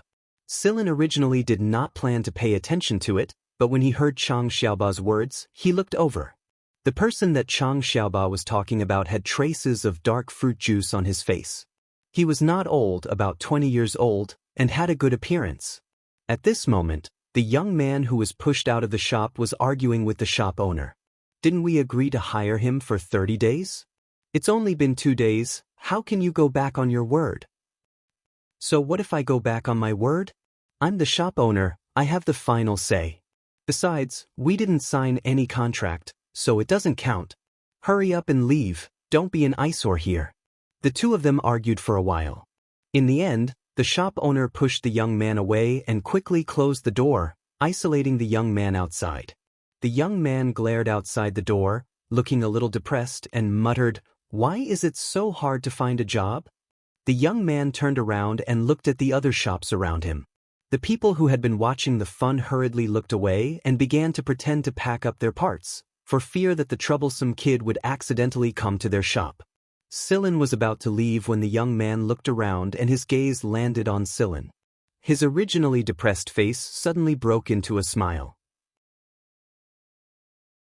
Sillin lifted his leg and left. "Hey, wait brother, don't go." That person quickly ran in front of Sillin and smiled brightly, making people want to kick him. Sillin didn't say anything. He just looked at the person in front of him. "Brother, you must be from one of the shops here, right? Can you do me a favor?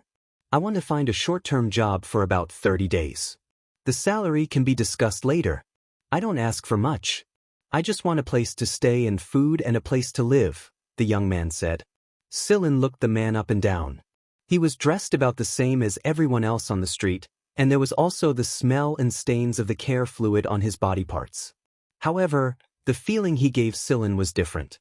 He couldn't shake the feeling that this man shouldn't be here. Of course, there was no dangerous aura or malicious intent, which made Sillin feel relieved. "Big flowery face, shame on you." Chang Xiaoba looked at the young man and said. However, the young man just smiled and wiped his face with his sleeve. "I've let you laugh at me, little sister. I was hit by a glass of fruit juice that fell from the sky and didn't wipe it clean." It was common to be hit by fruit juice, but the young man didn't wipe his face clean, so the marks faded a little. "You want to sell parts?" Sillin asked. The young man's eyes lit up. He wasn't afraid of being rejected, he was afraid of not saying anything. As soon as Sillin spoke, he felt hope. "I'm very familiar with parts. I've raced with people before. I repair my own car, so I'm familiar with many related parts. I've looked around. Most of the parts sold on the street are related to flying cars, so I'm quite confident. If you don't believe me, you can test me." Sillin shook his head. "But I'm not selling parts. I'm from the maintenance street next door." Sillin's words made the young man's eyes light up even more. He said eagerly, "That's even better. I'm experienced. If you don't believe me, you can test it too." Seeing Sillin frown and remain silent, the young man thought that Sillin was going to refuse. He put on a pitiful look and said, "Don't they say that people who take care of children are more soft-hearted?" Sillin was speechless. Was there such a thing? Besides, even if there was such a thing, did he have to say it in front of others? Chang Xiaoba looked at the pitiful big brother in front of him, and then looked at Sillin. He didn't say anything. Grandpa had said that children shouldn't speak up when adults made decisions. Take me. I'm very diligent, and I don't ask for much of a salary. I heard that a lot of it is linked to performance. I think I can do it. I'm really good at repairing cars. I also know the latest models of parts. Oh, and I've dabbled in several smart operating systems in recent years. If you don't believe me, you can test me." The young man said with an expression that said true gold feared no fire. Sillin walked around the young man and continued walking forward. "Hey brother, don't go. Think about it. You can't miss out on such an excellent labor force like me. How am I going back to the shop if I don't walk?" Sillin said without looking back. When the young man heard this, he knew that he had agreed. He hurriedly caught up to Sillin and even took the initiative to help Sillin unscrew the 2 boxes of parts he had just bought. On the way back, the young man didn't stop talking. He told Sillin about the things he knew, but he didn't tell Sillin about his hometown or his experiences. Sillin didn't ask either. The young man's name was Bell. He didn't mention his surname. He asked for Sillin and Little Eight's names, and then he started talking to himself. It was the shop owner's decision whether to hire him or not. This was what Sillin had told Bell. Bell said that he would use his skills to impress the shop owner, and he was quite confident in himself. Actually, many shops wanted to hire people like Bell, but the situation was a bit special. Most people who hired short-term workers didn't have the mood to open their shops, and some shop owners didn't want to hire people who would only work for 30 days. The time was too short. Bell was still talking nonstop. He glanced at the lollipop that little 8 was licking, then at the bag that Sillin was carrying, and then at Sillin. Sillin handed the bag over, and Bell picked a flavor that he liked without hesitation.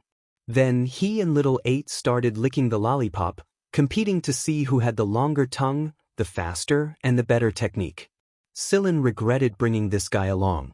Why was he so stupid? When they returned to the shop, Sillin put away the things he had bought. Old Man Chong didn't immediately ask why Sillin was selling so many second-hand parts. There were some things that couldn't be said in front of strangers in Bell's presence. Sillin briefly explained Bell's situation, then took the triplets and Chang Xiaowu to distribute the snacks. Hui Mao also joined in the fun. Hui Mao was a bit disappointed when he heard that there were no fish biscuits in the shop. He reluctantly chewed on some children's biscuits to grind his teeth. As for Bell, Old Man Chong did a quick check on his skills. He was a real talent, and he was very familiar with the principles and structure of a flying car. Old Man Chong didn't hire people before because he didn't have enough money to pay them. However, Bell didn't ask for much. He said that his salary could be deducted from the commission of his performance. Plus, he only had to work for 30 days, and there was an empty house in his house. Old Man Chong really wanted to give it a shot. If it worked out, he could still try to hire people even after Bell left. Bell was very happy that he was able to stay. He rushed to finish the work that Old Man Chong was doing. Old Man Chong nodded as he watched Bell work. In the most prosperous part of the city, a few important figures of the planetary government were sitting in the lavish reception room of a tall building. 2 people sat in the highest seats of the reception room. One of them had a stern expression on his face, and the other had a kind smile on his face. But no matter who they were, no one from the planetary government dared to look them in the eye. They were afraid that they'd make a mistake and anger them. There were a few guards standing around the guest hall. The guards were all wearing the same uniform with the emblem and pattern of the Blazing Eagle. These were real soldiers, soldiers belonging to the Blazing Eagle royal family. Compared to the guards on the planet, even a fool could tell who was better and who was worse. A few hours later, the people from the planetary government retreated from the reception room with their backs hunched. They only straightened up after walking a long distance and wiped the sweat off their foreheads. "Do you guys think those 2 really just happened to pass by and check on us?" one of them asked. The other wiped the sweat from the corner of his eyes. The 2 of them had played the good cop and the bad cop earlier, and they were all scared out of their wits. "Who cares? It looks like those 2 aren't planning to do anything to us. We just need to make sure that we don't get into any trouble in the near future." "That's true. I'll bring them back to decorate and show off the development results of our city." After the people from the planetary government left one by one, the 2 people in the reception room sighed at the same time.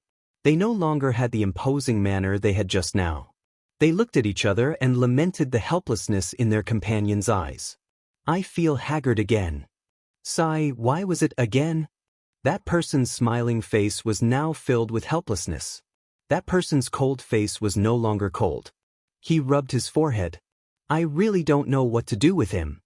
They had flown to the civilian area just to see the progress of His Royal Highness activities. Otherwise, who would be so bored as to check on them? "We've been following behind His Royal Highness but for more than 10 years, right? Tell me, when will it end?" "I want to know too." The current Fire Eagle King only had 1 son and 1 daughter. Not long after his son became sensible, he expressed that he had no interest in the throne and wanted to pursue his own freedom.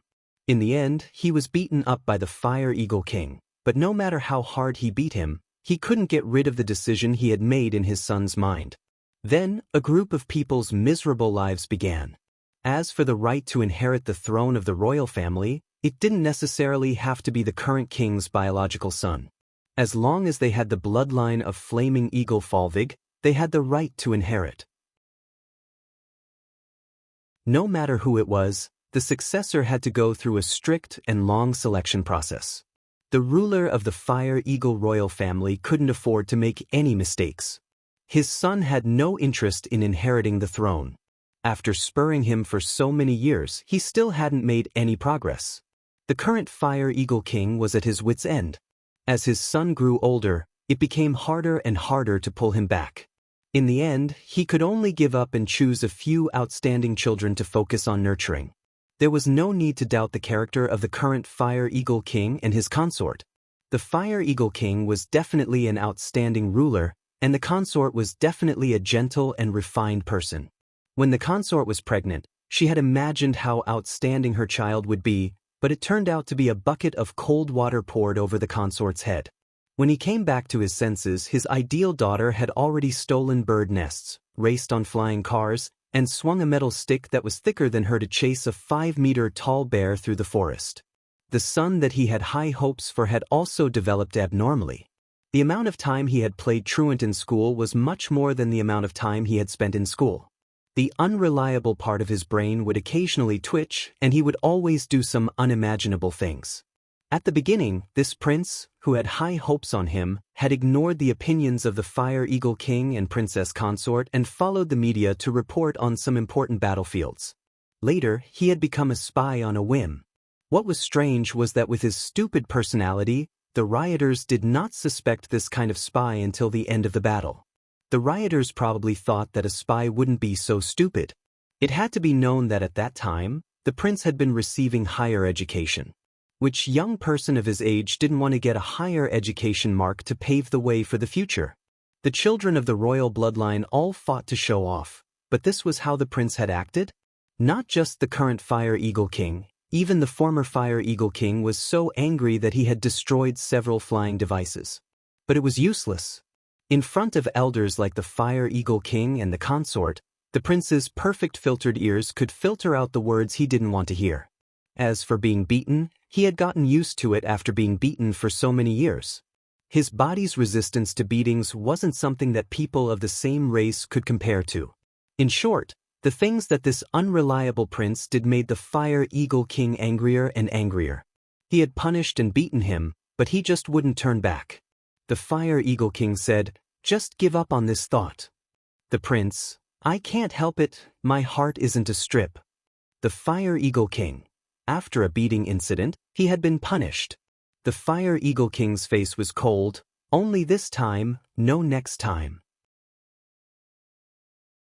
However, most of the time, "this is the only time and not the next time" was nonsense. If there was a first, there would be a second, and if there was a second, there would be a third. The prince, who was lying on the ground and almost beaten to death, automatically filtered out these words.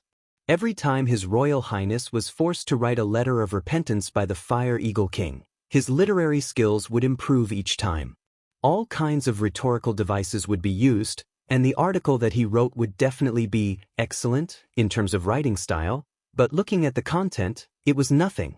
Even if the whole article was filled with touching words of repentance, there would never be a promise like, "no next time." Just like this time, he had just finished his semester exams at school and his brain suddenly twitched. He ran to this poor place and said he wanted to experience the life of the lower class. "Experience my ass.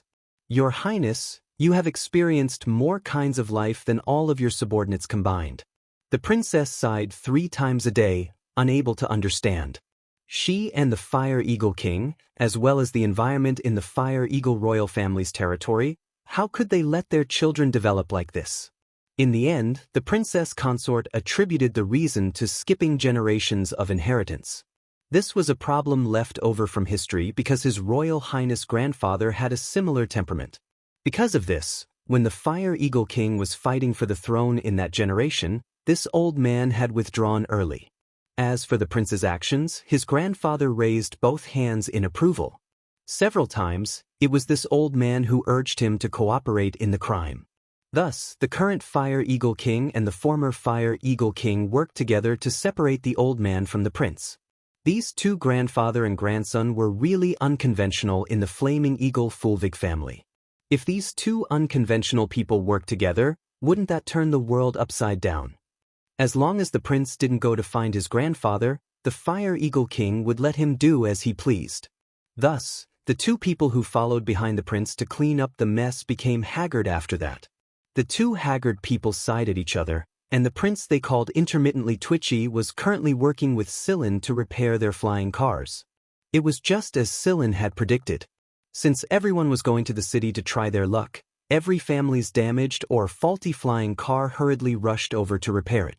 There were also a lot of people on the repair street who had driven their flying cars to the city a long time ago, so any repair shop that was still open was doing very well. Right now, people no longer cared about the repair fees. What mattered most was the quality and speed of the repair. If they were even a second late, they would feel like they had been taken advantage of. Right now, Old Man Chang's hands were numb from receiving so many orders that his hands had turned to jelly. Right now, Scyllin and Belle were the ones doing most of the repairs, and Old Man Chang was only responsible for the final inspection after the repairs were completed. Scyllin and Belle's work was flawless, and they were even more efficient than Old Man Chang's. Scyllin hadn't paid much attention to speed before, so he had held back a little. But now that the orders were coming in one after another, he couldn't hold back any longer. Actually, he could go from 1 flying car per hour to 1 flying car per half an hour, but that would be too conspicuous. Scyllin still had some sense of propriety. Belle wasn't slow either. He repaired a flying car every half an hour, which made Old Man Chang smile happily. He'd picked up a treasure again. Scyllin thought that Belle could repair the ship faster than Scyllin, but he had the same idea as Scyllin. He didn't want to stand out too much and just show off a little. That was why the two of them had a tacit understanding to maintain a similar speed. There were many people waiting in line for repairs, but the line moved quickly. Many repair shops had increased their prices, but Old Man Chang's didn't. Or rather, the increase wasn't too obvious. Right now, the gray cat wasn't in the mood to discuss procedural issues with Chang Xiaowu. Instead, it was calculating today's profits with Chang Xiaowu. As the numbers grew bigger and bigger, the gray cat felt that its beloved fish biscuits were swimming towards it from not too far away.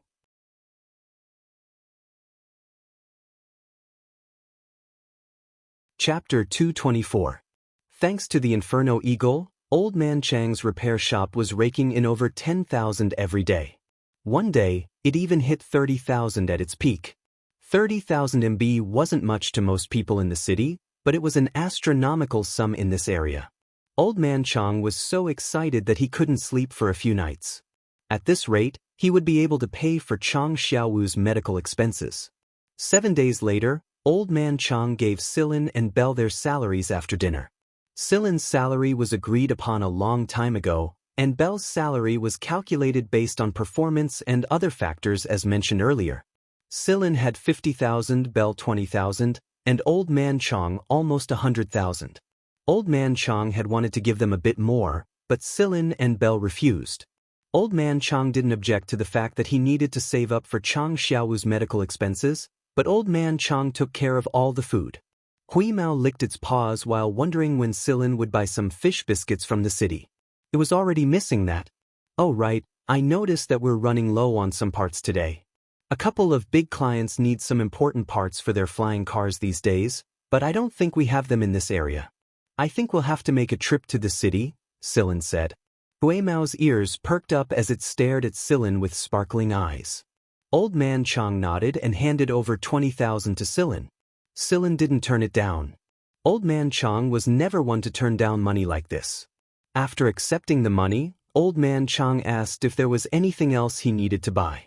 After a moment of thought, Old Man Chang listed them all down one by one. Most importantly, he asked Scyllin to keep an eye on the big hospitals in the city.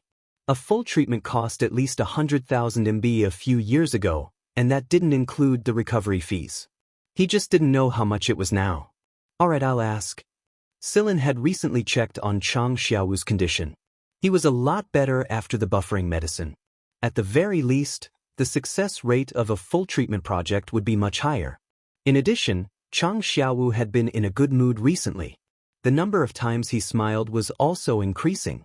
This was a good sign. Then it's my turn tomorrow, Belle said eagerly as he patted Scylin's shoulder. Don't worry, I'm here with you. Scyllin. Why does this sound so awkward? Knowing that Scyllin was going to enter the city, Chang Xiaoqi did not sleep at all. He was even more excited than Chang Xiaoba last time, causing Chang Xiaolu and Chang Xiaoba to be jealous. Entering the city? It seemed like they had never entered the city in their entire lives. Early the next morning, Silin carried Chang Xiaoqi and boarded the passenger flying car heading to the city. After all, Old Man Chang's family's flying car had long been dilapidated, and it would not be good for them to fly into the city. The passenger flying cars had also been overcrowded recently. They had opened up many more cars, and the price had increased again and again. However, up until now, every single one of them was full, and those who were a little slow would not even have a seat. In the past, they could squeeze as many people as they could into the cars as long as there was some space. However, the security at the city's entrance was very strict, and there were strict rules that forbade overloading. If an overloaded car was found, it wouldn't just be a matter of a fine. The car would be detained and the driver would be sentenced. Therefore, everyone was more obedient now. Many of the people on the passenger flying cars were heading to the city to try their luck. When Silin was at the repair shop, he could often hear the waiting car owners talking about the recent happenings in the city. They talked about who had gotten lucky, who had won the favor of who, and so on. Each story was more exciting than the last. Regardless of whether these rumors were true or not, there were more and more people heading to the city to try their luck. Some of the people who had been waiting to see what was going on couldn't sit still anymore after hearing the rumors. They packed up their things and ran into the city. Even the owners of the repair shops that were doing better couldn't sit still either. They closed up their shops and rushed into the city. No matter how good their business was, it was still the life of a lower-class commoner. How many generations of people had been guarding a shop in this small and poor place? If they could win the favor of an aristocrat, if they could get a chance, who would care about this small shop? Therefore, Old Man Chang's shop had made a lot of profits. He had bought a lot of spare parts and some other supplies several times at very low prices. He had earned a lot of money from Old Man Chang. Even on the bus, the topics of the passengers' conversation revolved around those few successful cases. When they talked about it, it was as if they had been there at the time. They spoke passionately, but secretly, they couldn't hide their jealousy and yearning. Chang Xiaoqi was someone who couldn't sit still. After getting on the bus, he leaned against the window and looked at the scenery outside. Even the most boring natural scenery could be watched with great interest. Look, that's the Star Tower. A passenger shouted excitedly. It's true, let me see. Let me see. For a moment, the passengers in the bus stopped talking about the previous topic. All of them stuck their faces to the window and looked outside. There were images on the screen, but after all, they hadn't seen it with their own eyes. Only by seeing it with their own eyes would it be something worth showing off. The Star Tower was the tallest tower on this planet. It was the landmark of the city. When one saw the Star Tower, it meant that the city was not far away. Looking at Chang Xiaoqi's face that was about to be squeezed into a big pancake, Silin smiled and rubbed Chang Xiaoqi's head. What's the hurry? You'll see it clearly in a while. Although Chang Xiaoqi responded, his small face was still squeezed outside the window. If only little 6, little 8, and 5th brother could see it. It's okay. We'll come together next time. Really? Really? But Chang Xiaoqi smiled brightly. The little bit of guilt and regret he had just now was swept away. After entering the city, Chang Xiaoqi was very quiet. This was what Old Man Chang had told them before. They shouldn't talk nonsense in the city. Although he remained silent, his eyes couldn't stay still. He kept looking around. The passenger flying car was parked in a parking lot at the edge of the city. This parking lot was set up for the flying cars that came here from the civilian area. As far as the eye could see, there were people dressed similarly. It was just that there was no difference here. There were also private manors or large factories of rich families outside the city. However, those people and factories had special parking lots in the city. The conditions were much more luxurious, not as crowded and old as here. Moreover, some of the small shops around the parking lot were almost not completely from the city. Just like the customer that band introduced, they only lived at the edge of the city.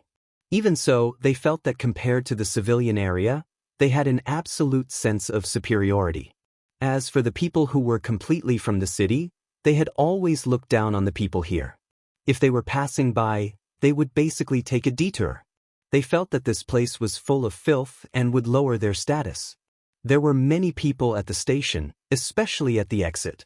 There were people coming in and out. Silin carried Chang Xiaoqi out of the parking lot.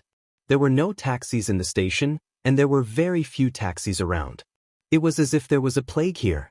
However, as long as they walked out and turned a corner, they would see more and more taxis. It turned out that these people weren't going against money. It was just a matter of face. It was as if they were afraid that others would say that they had something to do with the people here. Before he came here, Silin had inquired about the situation here. It wasn't hard to get an ID in the civilian district, so Silin only needed to spend some money to get a fake temporary ID. In any case, people without IDs were basically treated the same as people in the civilian district when they were in the city. They wouldn't carefully check a person who had a civilian identity. After the identity verification, Silin carried Chang Xiaoqi out of the station. He followed the route he had inquired about and walked a little further. After turning a corner, he saw a taxi parked there. After hailing a taxi, Silin reported a place. 300, the driver said without looking back. 300. No wonder people in the civilian area didn't dare to run to the city in the past. They couldn't afford to take a taxi here. It was only after Silin was done paying that the driver finally started the car with a look of reluctance on his face. The traffic control in the city was very strict, so it would take about an hour to reach the place, Silin said. An hour wasn't long, but it wasn't short either. Perhaps the driver was bored and found a topic to chat with Silin. Although he was the one who started the conversation, his tone wasn't very good. There was a sense of superiority in his voice. "You are also here to try your luck, right?" the driver asked with a sarcastic tone. "That's not it. I'm going to buy some spare parts. The store is short of spare parts." Regarding the driver's tone, Silin didn't seem to hear it and said with a smile. The driver was familiar with Silin. As soon as he heard Silin's words, he understood and said, "At least you know your place. You didn't get involved in this matter. Why would a noble choose someone from the civilian area? What a joke." Silin didn't say anything. The driver then patiently explained some of the wishful thinking of the civilians outside the city after they entered the city. Silin only listened with a smile and made a sound of assent from time to time. He didn't express his own opinion, and the driver probably didn't want to hear Silin's opinion either. The flying car finally arrived at the place Silin had mentioned. It was a parts market, and for the city's upper-class citizens, this was a busy market. They didn't come here for long, and if their flying car broke down, they would just send it to the repair shop. They didn't care about the parts at all. As for those who didn't have a high standard of living, they would often buy the important parts they needed themselves. After all, it was cheaper. As for those who didn't have money, they would sometimes secretly go to the civilian area to repair. Replacing the same spare part in the city was more than 3 times more expensive than repairing in the civilian area. Perhaps the quality of the repairs in the city was guaranteed, but many people with a low income preferred cheaper repairs. Silin arrived at the parts market. This place was much livelier than the parts street in the civilian district. Just a glance from the outside was enough for him to see a lot of high-end parts. The shops were also a lot more lavish, and the prices were absolutely high. Silin mainly looked at second-hand parts. In Old Chang's shop, customers might not be willing to use first-hand parts. Seeing Silin walk towards the second-hand parts store, some people around him looked at him with disdain. One look and you can tell he's a kid from the civilian area. He doesn't have money and still wants to buy spare parts? He's just a kid who buys second-hand parts. Hey, why care about that? Let's talk about the last time we went to the casino. Those people's voices didn't stand out in the noisy downtown, but Silin could still hear them very clearly. For those people's words, he directly ignored them. Silin walked into a shop that sold second-hand parts. This shop wasn't particularly eye-catching among the many other shops, but if he really had to point out something special about it, the only thing he liked about this shop was the order in which the shop owner displayed the parts. Many merchants who sold parts weren't necessarily familiar with the specific usage of these parts, so the parts they displayed were arranged according to their personal preferences. However, the order in which the owner of this store arranged the parts was different. At first glance, a layman would think that the owner's aesthetic view was not good, and the order of the parts was not good. But those who were familiar with maintenance would find that these parts were arranged according to the order in which they were assembled, which also showed that the owner was really good at maintenance. When Silin walked in, the owner was immersed in drawing something. He didn't pay attention to the customers who came. Only 2 service robots that looked rough were dealing with the customers. The prices of the parts were marked, and no bargaining was accepted. There weren't many customers in the store. Compared to other stores, this second-hand parts store was a little less popular, but the owner didn't seem to care. He leaned over the table and drew. He didn't use an electronic board, but paper. Sometimes he frowned, and sometimes he smiled. A few customers originally wanted to chat with the owner, but when they saw the owner like this, they gave up the idea and left. The owner was a middle-aged man, a little stout. He didn't seem to care about the customers leaving, and he just did his own thing. Before, Silin just took a look at the arrangement of the parts outside. Now that he walked in and saw that some of the microparts had a specific order, it could be seen that the owner was a little paranoid about the placement of the parts. Silin put down Chang Xiaowu and looked at the prices of the parts he needed. They were not bad, at least not as expensive as the previous few stores. Although the previous stores were slightly more expensive, the price could be negotiated. This was only the final price, and the prices of a few parts were similar to the initial price of the other stores. No wonder the popularity of this store wasn't high. Just as Silin was looking at the parts, a few more people left the store, and finally, only Silin was left. The store was a lot quieter. Even a service robot came to serve, but it didn't introduce the functions of each part to Silin. After looking around, Silin said to the service robot, "I want the no. 3 blade of the inner spinner, the J7 primary activator, the PV5 metal contact wire." Silin said the parts he needed, and one of the robots began to pick up the parts. But when Silin said the parts he needed, the owner, who had been burying his head and minding his own business, suddenly raised his head. His eyes flashed, he laughed, put down the pen, and said, "You're an expert." The fat owner turned to the robot that was picking up the goods and said, "I'll give you a 20% discount." Silin looked at the fat owner in surprise. This was an interesting person. The fat owner walked over and looked at Silin and Chang Xiaowu, who was standing next to him curiously looking at the 2 service robots. He took out an unopened bag of candy from his pocket and handed it to Chang Xiaowu, but Chang Xiaowu swallowed his saliva and didn't take it. Instead, he looked at Silin. "Take it." "This is the owner's kindness," Silin said. Only then did Chang Xiaowu take the bag of candy and said politely, "Thank you, uncle." "Ah, you're welcome." The fat shop owner chuckled and rubbed his fat belly. "I have a habit of eating sweets when I'm thinking. It gives my brain more energy to think about problems. So, every time I draw, I put a bag of sweets in my pocket. That's how my belly grows." Don't be fooled by the fat owner's indifferent attitude. Once you look at his words, you can tell that he's actually a lively person. Silin looked at the packaging of the bag of candy. It didn't look cheap. Maybe the price of this bag of candy was comparable to a second-hand good part. He couldn't tell that this owner had some status. The fat shop owner chatted with Silin for a bit about the parts.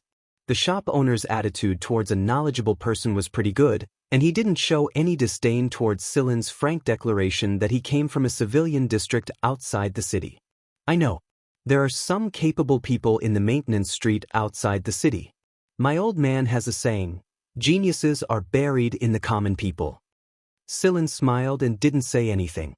The fat owner chatted with Silin about the maintenance of flying cars, but in the blink of an eye, he said gloomily, "Some of the models I painstakingly made a few days ago were smashed. Otherwise, I could have shown them to you. Maybe you could give me some inspiration." Sometimes, inspiration just likes to throw a tantrum. It doesn't come out at the critical moment. Silin felt that the fat shopkeeper was pretty special after listening to his complaints. He loved flying cars a lot, or rather, he loved designing flying cars a lot. However, his family looked down on this hobby of his. Did they send someone over to cause trouble for him and destroy the model he had painstakingly made? The only reason the shop was able to survive was because the fat shopkeeper had threatened his life with it. After the robot sorted out the parts and handed them to Silin, Silin said goodbye and left. He still had something to do. The fat owner asked Silin to visit the next time he went to the city. He might be able to see his new flying car model next time. After Silin left, he went to a big hospital in the center of the city to learn about the situation. In another building not far from the big hospital stood two people. They were the two that the heads of the planet's government had treated respectfully. That's the kid. His Royal Highness is now experiencing life in his house. Sigh, it seems that His Royal Highness is going to experience a poor life this time. It's rare for the Inferno Eagle royal family to produce such a freak who can afford to eat fine goods. Poor life? Not necessarily. According to what I know, our arrival has caused a commotion in the civilian area. Even the business of the repair shop is booming. I guess the poor and cold people won't be able to feel it. When will the people that His Royal Highness mentioned be transferred over? In a few days.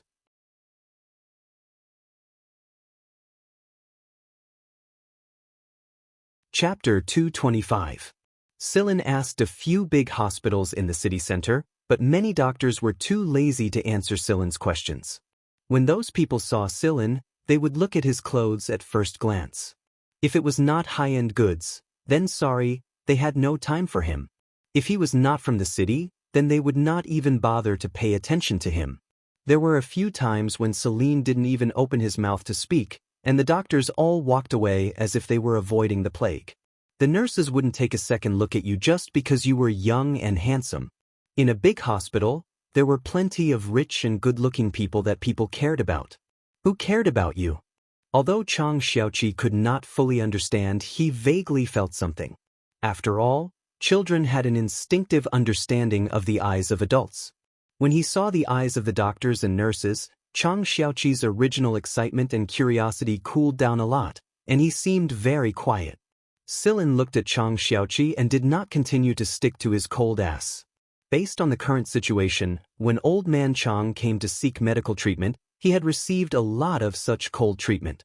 So according to the experience that old man Chang had taught him, if he could not do it at once, he would directly ask the service robots. At least they would be better. Sometimes, non-humans were more approachable than humans. The distance between the hearts of humans could not even compare to that of a machine. After asking about the general situation, Silin estimated that if Chang Xiao's condition was to receive a full set of treatment, it would definitely not be less than 100,000 yuan. This was only the lowest configuration of treatment. The higher configuration of treatment was estimated to be 300,000 to 400,000 yuan. There was still a long way to go. After leaving the hospital, Chang Xiaoqi's state was a lot better. After all, he was a child. After seeing all kinds of new things in the city, he temporarily put the discomfort he had just felt in the back of his mind. Silin bought some things according to the items listed on Old Man Chang's list. As for Huimao's fish biscuits, they were not easy to buy. Silin looked at the pet biscuits in the pet supply store. The quality was not good. According to Silin's understanding of Huimao, the guy would definitely not like it. So, Silin found several large stores before he was satisfied with it. It was not in the pet food category. It was for people, and it was what the small bourgeoisie liked. After buying it, Huimao and the little ones could eat it. Silin also went to a few communicators that were currently selling and bought a simple and cheap communicator. Right now, he wasn't in the League of Stars, so the large amount of League of Stars coins in his hands couldn't be used here. After making the purchase, Silin first contacted Old Man Chang. Old Man Chang and Belle were busy at the moment, so it was Little Six who answered the call. Silin asked about the situation in the store and if there was anything else he wanted to buy. Belle knew that it was Silin calling, so he yelled at Silin to hurry back. He couldn't handle everything by himself. After contacting Old Man Chang's store, Silin then contacted the fat shop owner of the parts market. The fat shop owner was very reluctant to see Silin leave, so he left his number with Silin and told Silin to contact him after he bought the communicator. It had to be said that the fat shop owner really thought highly of Silin. Besides, There might be a few more parts transactions in the future. The fat shop owner had given Silin a 20% discount and had even taken the initiative to contact him. This was already giving enough face, so he couldn't throw a tantrum, could he? That was called not wanting face when given face. The fat shop owner was very happy. He wrote down Silin's number and said that he would contact Silin as soon as his flying car model was finished. While Silin was making his purchases, someone had already clearly seen Silin's every move, including the person Silin was contacting. Ikiki, do you think our prince is a good person? Hasn't His Highness always been like this? Ikiki, the person who played the good cop in front of the planetary government, frowned after reading his subordinate's report. I can't believe we ran into that fatty. Which fatty? Muso moved closer to read the report and exclaimed in surprise, so it's him. Didn't the Sizer family kidnap him? Ikiki curled his lips and said, he's a freak who's about the same as our prince. He paused for a moment before sighing, he's gotten fatter again. Silin took Chang Xiaoqi to buy a couple of children's clothes and a set for himself. Although they weren't high-end goods, at least they looked about the same as the average person in the city. This way, he wouldn't be kicked out of certain places before he could even open his mouth. Silin sighed as he looked at the balance in his hand. It was just like what Silin had heard the old people in the maintenance street say, we can't get into the city. Silin and Chang Xiaoqi had changed into a new set of clothes. Chang Xiaoqi was very concerned about her new clothes. Although she was usually active and mischievous, and her clothes were scuffed everywhere, she looked very careful after putting on the new clothes. However, she still looked very excited. Even the temptation of candy had been reduced. Silin brought Chang Xiaoqi into a fast food restaurant. Now that Silin and Chang Xiaoqi had changed into a new set of clothes, they didn't stand out in the middle of the crowd. They didn't look like they came from outside the city just by looking at their clothes, so the meal was pretty good. They didn't get rolled their eyes. The people inside the fast food restaurant were talking about the commoners coming into the city from outside the city. They were all joking with a mocking tone, but Silin could see that these people had more or less the same thoughts. It was just that they thought too highly of themselves and were deceiving others and themselves. Even Silin felt sad as he watched Chang Xiaoqi gulp down his food. Although there was a genetic restriction in the League of Stars before, the difference in treatment wasn't so great. Now, many of the people in the city couldn't compare to the people outside the city in terms of genetic level, but because their IDs showed that they were from the city, they were a cut above others. Shaking his head, Silin got rid of those chaotic thoughts and finished the food in front of him. After Chang Xiaoqi finished eating, Silin and Chang Xiaoqi set off on their way back. When they returned to the maintenance street, they saw a long queue in front of the shop from afar. Silin, come help me. My arms are so sore. Bell had just finished repairing a flying car and was about to give it a back massage when he saw Silin. He became excited and waved at him as if he had seen his savior. Chang Xiaolu and Chang Xiaoba, who had been handing parts to Old Man Chang, threw the parts away and ran out. Old Man Chang shook his head. New clothes. I've seen it before. It's a brand from the city. This brand isn't anything special in the city. It's not expensive. Even if it's not expensive, it's still from the city.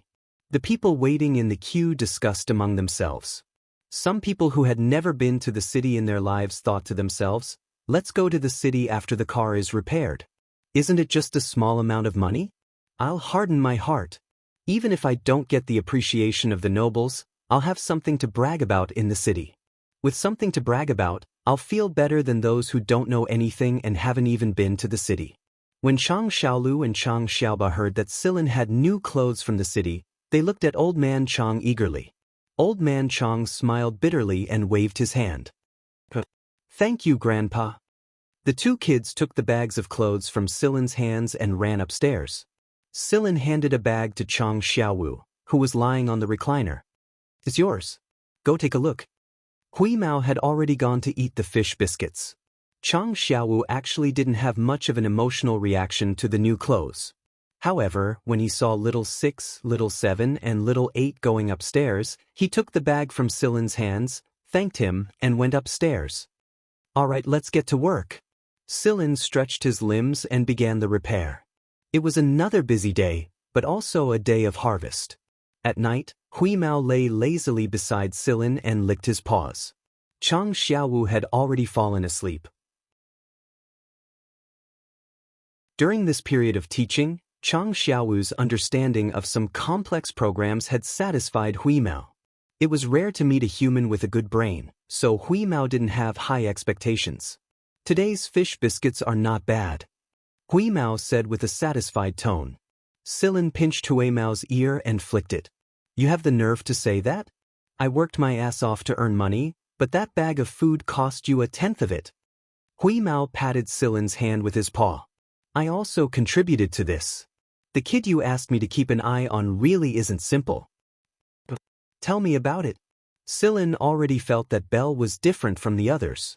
He dressed like the people here, didn't have the arrogant attitude of the city dwellers, and acted shamelessly. At first glance, he looked more like a local. But Silin still felt that there was something off about the kid. Something very, very wrong. That was why Silin had asked Hui Mao to keep an eye on Belle on the first day Belle arrived. Both the communicator and the surveillance device were Hui Mao's eyes and ears. Belle didn't use it in front of others, but he did in private. This was one of the ways Hui Mao got to know about Belle.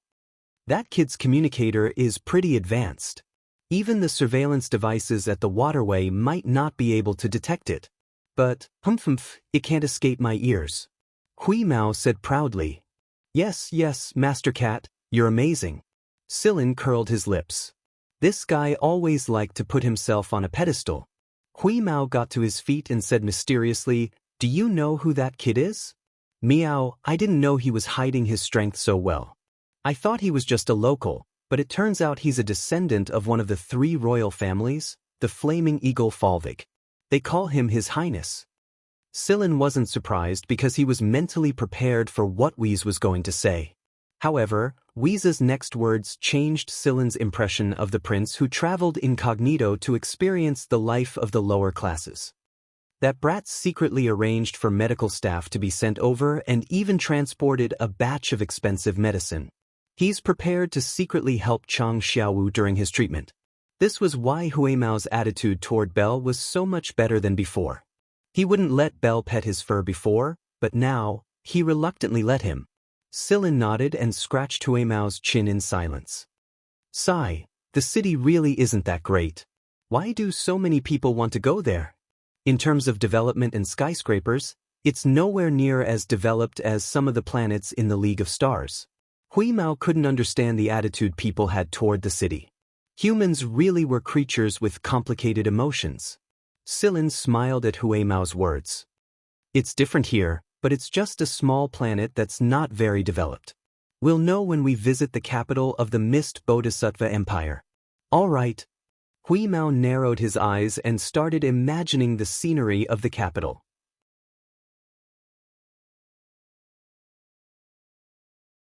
When Silin saw the fat owner of the shop, the fat man was getting off a rather shabby old 2-passenger flying car. The corner of Silin and the others' eyes twitched when they saw the fat man squeezing out of the relatively narrow car door while taking up 2 people's space. Sigh, who's this fat man? I don't think I've seen him before. With Fatty's physique, if he stood in the crowd, it would be hard for people not to remember his bloated body that was 2 heads taller than him. Therefore, the car owners in line looked at each other and asked, Hey, Old Chang, is he from the city? Old Chang was also puzzled. He didn't know this person. Silin greeted the fat shop owner and said to the others, He's a friend from the city. In the eyes of the people, having a friend from the city was absolutely rare and enviable. So what if he had been to the city? He still had friends in the city. At the same time, the people's desire to enter the city grew even stronger. It was estimated that the next day, there would be news that a silly kid had met a friend from the city after entering the city, and the friend had specially come from the city to see him. The triplets worked together to move a big chair for the fat shop owner, but when the fat shop owner sat down, they couldn't help but worry if the chair could withstand the fat shop owner's weight. Hui Mao squatted on the high platform and looked down at the people below. Damn, these 2 nobles don't even know each other. The fat shop owner saw that both Silin and Belle were busy, so he didn't disturb them. Instead, he just watched from the side. Others might think that Sillin and Belle were skilled in their maintenance, but the fat shop owner was an expert in this field. His eyes glowed and he was overjoyed. Who would have thought that there would be a capable person like Sillin and another capable person here? He had never seen such experts in the city before. Now that he had met two of them, this trip was definitely worth it. The triplets felt a chill run down their spines when they saw the fat on the fat shop owner's face jiggling. They all took a step back. Noticing that the triplets were avoiding him, the fat shop owner put on a kind smile and asked, "Little friends, do you like flying cars?" Although he didn't know what the fat shop owner's goal was, who wouldn't like flying cars? The triplets nodded in unison. The fat on the fat shop owner's face became even deeper because of his smile. He took out a palm-sized device and fiddled with it for a bit, then looked at the flying car parked outside. The triplets also looked over, and when they saw it, they almost drooled. The windows of the shop owner's car opened automatically, and 4 mini flying cars the size of an adult's palm flew out. Each of them flew in front of Little 5, Little 6, Little 7, and Little 8. Flying car toys. The eyes of the people lining up outside lit up. Look, their friends from the city even brought flying car toys. That was a flying car toy that could actually fly. It couldn't be sold in this area.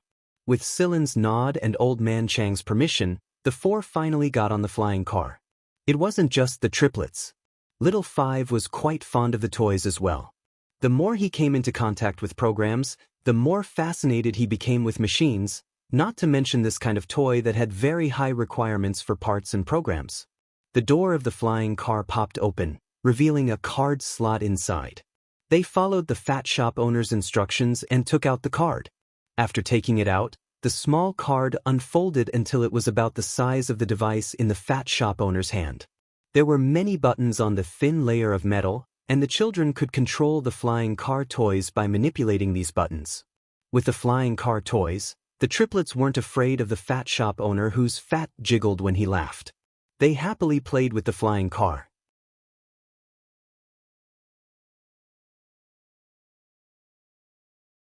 Chapter 226. The shop owner had originally planned to wait until the shop closed, but who knew that there would be so many people here today that there would be a long queue outside until evening. Eventually, the shop owner figured out that these people were all here to see him. He'd come here on a whim and ended up being the center of attention. Even though he'd been in the auto parts market for a few years, he still couldn't understand the feelings of the people in the civilian district. Still, he didn't mind being watched. It was all an advertisement for Old Man Chang's repair shop. Just as Fatty expected, a lot of people came here because of him. In this place, if anyone had a relative or friend in the city, it was definitely something to be envied and hated. In addition, the flying car toy that Fatty took out for a few kids to play with had spread throughout the entire maintenance street. People from the neighboring streets also came over. Old Man Chang didn't know whether to say it or not. He had to answer the same questions several times every time he accepted a job. At the same time, Old Man Chang was thinking, if he had a relationship with someone from the city, wouldn't Chang Xiaowu's treatment be easier? Old Man Chang was a stubborn man.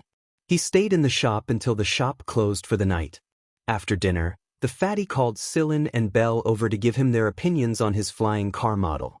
Other than the 4 flying car toys he had given to the 4 children, Fatty also had 3 flying cars. These 3 flying cars looked similar to the 4 he had given them, but in essence, they were completely different. These 3 flying cars were the result of Fatty's painstaking efforts during this period of time.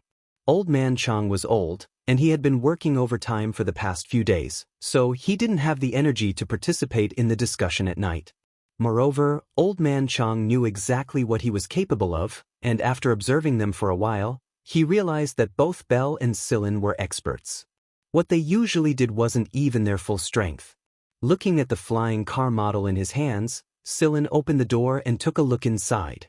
He studied every part of the car. A tricycle flying car? It was only when Sillin held it in his hands that he realized that the so-called flying car toy was actually a miniature version of a flying car. If it was enlarged to the size of a regular flying car, it would be a tricycle luxury flying car.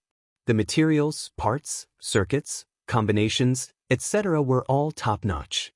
Calling it a toy was an understatement. That's right, this is the model of the three-limbed flying car that I designed. Fatty was very proud of his shooting. Bell didn't look as closely as Cylin did, but he did agree with the design of the flying car. The exterior design of this flying car isn't flashy at all. It looks rather low-key. Indeed. If you only look at the surface of this flying car, you won't be able to tell the difference between it and other flying cars. Only by looking at its internal structure will you know what it is. Fatty smiled and nodded. He looked at the flying car like he was looking at his own child. Bell got goosebumps when he saw the look on the fat man's face. No wonder your son doesn't want to kiss you. It's because you're putting all your fatherly love into the flying car.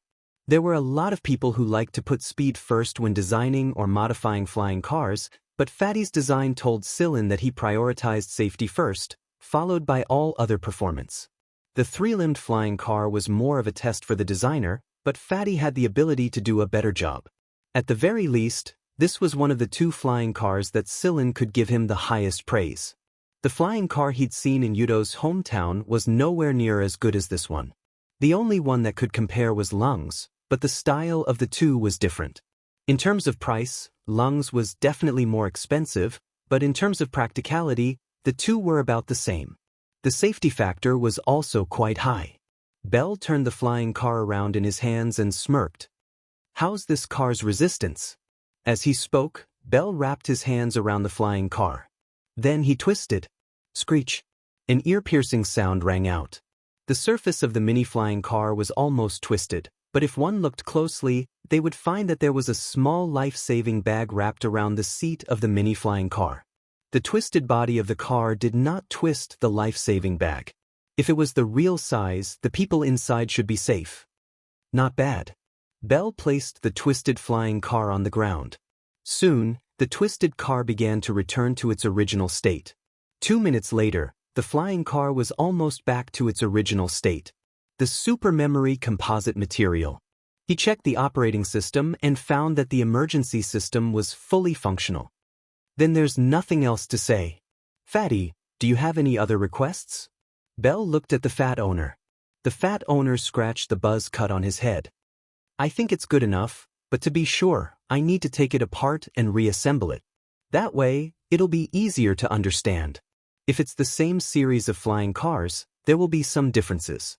Even if it's a three-limbed flying car, the focus of each series will be different. Cylin and Bell understood.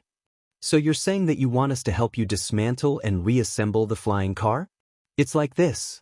It took me a lot of effort to assemble this car, and I even used a few robots, but I still feel that manual labor is better. Cylin fiddled with the little flying car in his hands, trying to get a feel for its structure. Aren't you afraid that we'll ruin your hard work? No. Wait here, I'll go get the tools first. They're still in the car. The fat owner chuckled as he ran off to get the toolbox. Bell picked up the flying car that he had twisted into a twist and then returned to its original form. He picked up the tools on display and began to dismantle it. These tools were used to repair normal flying cars, but the fact that he was able to use them as if they were professional tools was a testament to Bell's skill in using them. Bell looked up and stared at Cylin while he was resting the car's shell. Then he lost his cool. There were already parts lying around Cylin's hands, and Cylin had already begun dismantling the core components. But the problem was, Cylin didn't even use any tools. Bell watched as Cylin swiped his hand across the machine's surface, and the parts fell to the ground as if they had come on their own. The fat owner stared at Bell with the toolbox in hand, the fat on his face twitching uncontrollably.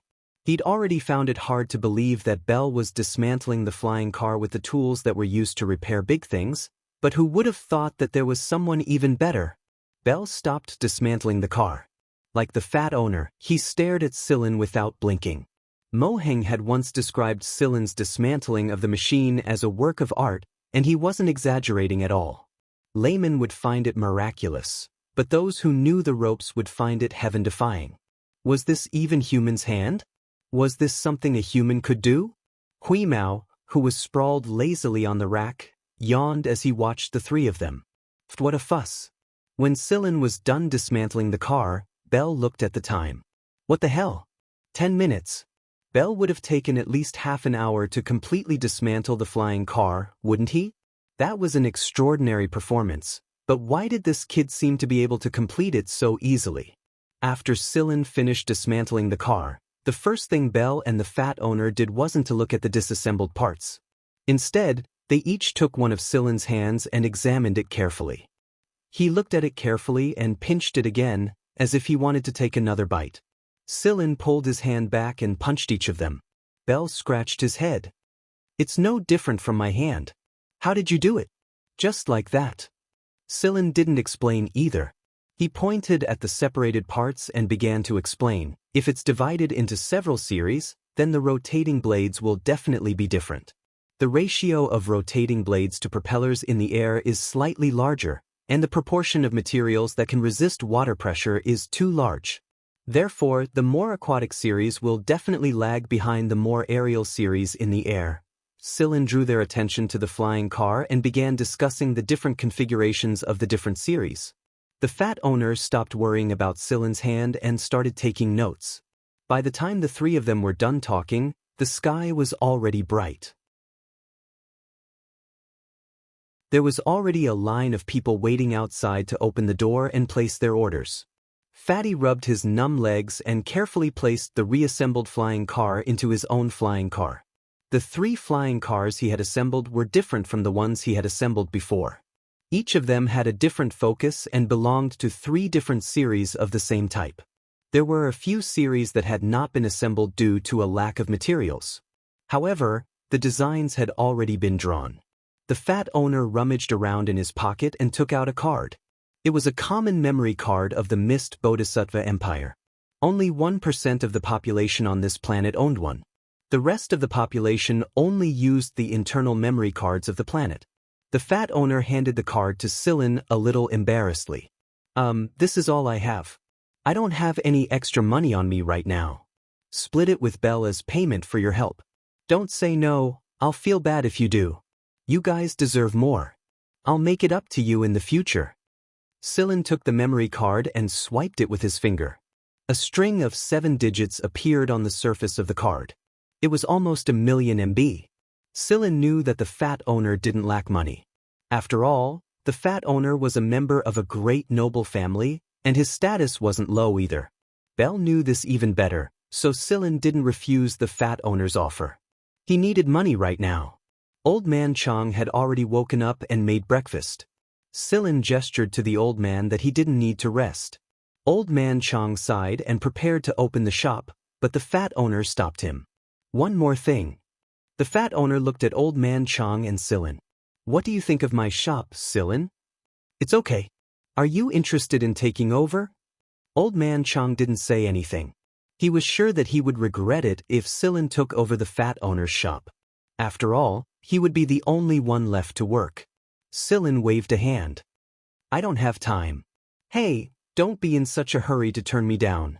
I think I'll be leaving soon, and it'll be a waste if I'm gone for a long time. I'd like to give it to you as a gift, but it'd be even better if you could reserve a room for me. I'll probably have to come back here occasionally in the future. Seeing that Sillin wasn't saying anything, the fat owner added, You don't have to pay for it. I can give it to you after all the paperwork is done. This way, your ID will show that you're a citizen of the city. It's a great benefit, and I won't care who you sell the shop to in the future. What do you think? The fat owner glanced at Old Man Chong while saying this. His meaning was clear. If you don't want to run the shop after you take over, then give it to this family. Why wouldn't you want such a great benefit? Is the shop big? Bell looked very interested. If it's big, I'll be able to freeload there more often in the future. It's 5 times bigger than this place. It's at the parts market, the fat owner said. Although the shop wasn't big in the parts market, it was still much bigger than Old Man Chang's. Do I need to do any paperwork? Sillin asked. The fat owner was very happy that Sillin was willing to take over his shop. He quickly waved his hand. No need, no need. I'll bring some paperwork over tomorrow. You can pack your things. We'll talk after the paperwork is done. For now, the business needs to continue. The fat owner didn't stay for breakfast. He left in a hurry. The people waiting in line outside were all talking when they saw the fat owner come out. Look, it's that fat owner from the city. That fat owner stayed the night. Looks like they're pretty close. Yeah, Old Man Chong and the others are really something. Old Man Chong wasn't in the mood to think about the people talking about him. His mind was a mess. After another busy day, Silin discussed his idea with Old Man Chong during dinner. Silin himself wouldn't be staying on this planet for long, so if he left the shop to Old Man Chong to manage, he would have a place to settle down in the future. Also, this way, Old Man Chong and his family's identification could be changed to citizens of the city. With this change, they'd be able to get better treatment at the hospital. The treatment at the hospital depended on the person. Well, Silin. Old Man Chong felt a little guilty. You saved my life and Wheez's. Without you, I might have been left to fend for myself in space. Also, Little Five needs to get treated as soon as possible. That's when the chances of success are the highest. Bell didn't ask for the money for Carrie's noodles. He said that he didn't help much and that Silin was the one who did all the work. There was something that Bell didn't say, but Silin understood. How could a prince of the royal family lack money? $1 million was probably less than the price of a flying car for them. The next day after Silin and Old Man Chong came to an agreement, he didn't open the shop for business. Instead, he planned for Little Five's treatment. However, the fat shopkeeper didn't show up. Instead, it was a young man in his 20s. The young man looked like he came from an extraordinary background. Be it his attire or his temperament, he was far superior to the common folk in the city. Silin thinks that he was Tsijiu. However, this man was a lot more reserved than Tsijiu, unlike Tsijiu, who always showed off his arrogance and dominance. The car the young man was driving was quite eye-catching in the area. It was obvious that it was expensive. As soon as he stopped in front of the shop, the people who were gathered there immediately gave way. Which one of you is Silin? The young man asked. The tone of his voice was that of someone in a high position who often gave orders. However, when his eyes landed on Bell, his gaze paused for a moment. It was different from the way he looked at the others. I am. Silin stepped forward. The young man didn't say anything else. He took out a file and tossed it to Silin. This is the transfer document for the shop. All the paperwork has been completed. Here's your new identification card. Silin opened the bag and confirmed that everything had been done. Logically speaking, a single day was definitely not enough time to complete an ID, let alone an ID that was transferred from outside the city to inside the city. It would take at least half a year to complete. It was easy to get things done with power. After tossing the file to Silin, the young man didn't want to stay any longer. Before he left, Silin asked, "Where's the shopkeeper?" The young man didn't even look back as he walked towards the flying car. He went home. This meant that the young man was a relative of the fat shopkeeper. If the fat shopkeeper was a little thinner, he would look a lot like this young man. It was rare that the shop wasn't open for business today. Silin and Bell went to the city and saw that the shop was in good condition. However, the rooms inside were all empty. Not a single bedroom had anything in it. He's really gone. Bell knew that his son had forcefully kidnapped the fat man and brought him back to the mansion. So, should we move in tomorrow? As soon as possible. Silin didn't return immediately. Instead, he bought some furniture. The layout of this place was similar to Old Man Chang's. It was a shop on the ground floor and a house on the top. However, this place was much bigger. After buying the furniture and decorating the bedrooms, there were kitchen tools that hadn't been moved away, so there was no need to buy new ones. Judging from the fat shopkeeper's appearance, the kitchenware hadn't been used much. They were clearly from 2 years ago, but they looked brand new. At the very least, Old Man Chang's family would be a lot safer here. Silin didn't believe that the old foxes of the planetary government didn't know what was going on here. However, the fat shopkeeper from the Sizer family was only part of the picture. The bigger picture was yet to come. Who would dare touch this shop when a member of the royal family, one of the 3 kings, was here? When Silin and Bell returned, Old Man Chong looked very excited. It wasn't because of the shop, but because of Chang San and Chang Si. Chang San and Chang Si had received an acceptance letter from a famous school on another planet. They were officially accepted after passing the adaptation period. It was no wonder that Old Man Chang was so excited. The fact that they were accepted meant that Chang San and Chang Si's development was no longer limited to this small planet. They had much more room to grow and see the wider world. It was a double blessing. They had contacted the hospital where Chang Xiaowu was being treated. Old Man Chang felt that there was something wrong with the hospital. It wasn't that the hospital wasn't good, but that it was too good. This puzzled Old Man Chang a lot. But the most important thing right now was to treat Chang Xiaowu. Little Five's illness could be dealt with later. Belle had already taken care of everything at the hospital. The people involved would put in more effort as well. Old Man Chang would stay in the hospital for now. He would return to the shop after Little Five had fully recovered. Sillin and Belle were the ones who took care of the shop. Belle was sitting inside the shop and checking the time. It was almost a month now. Sigh, it's so damn fast.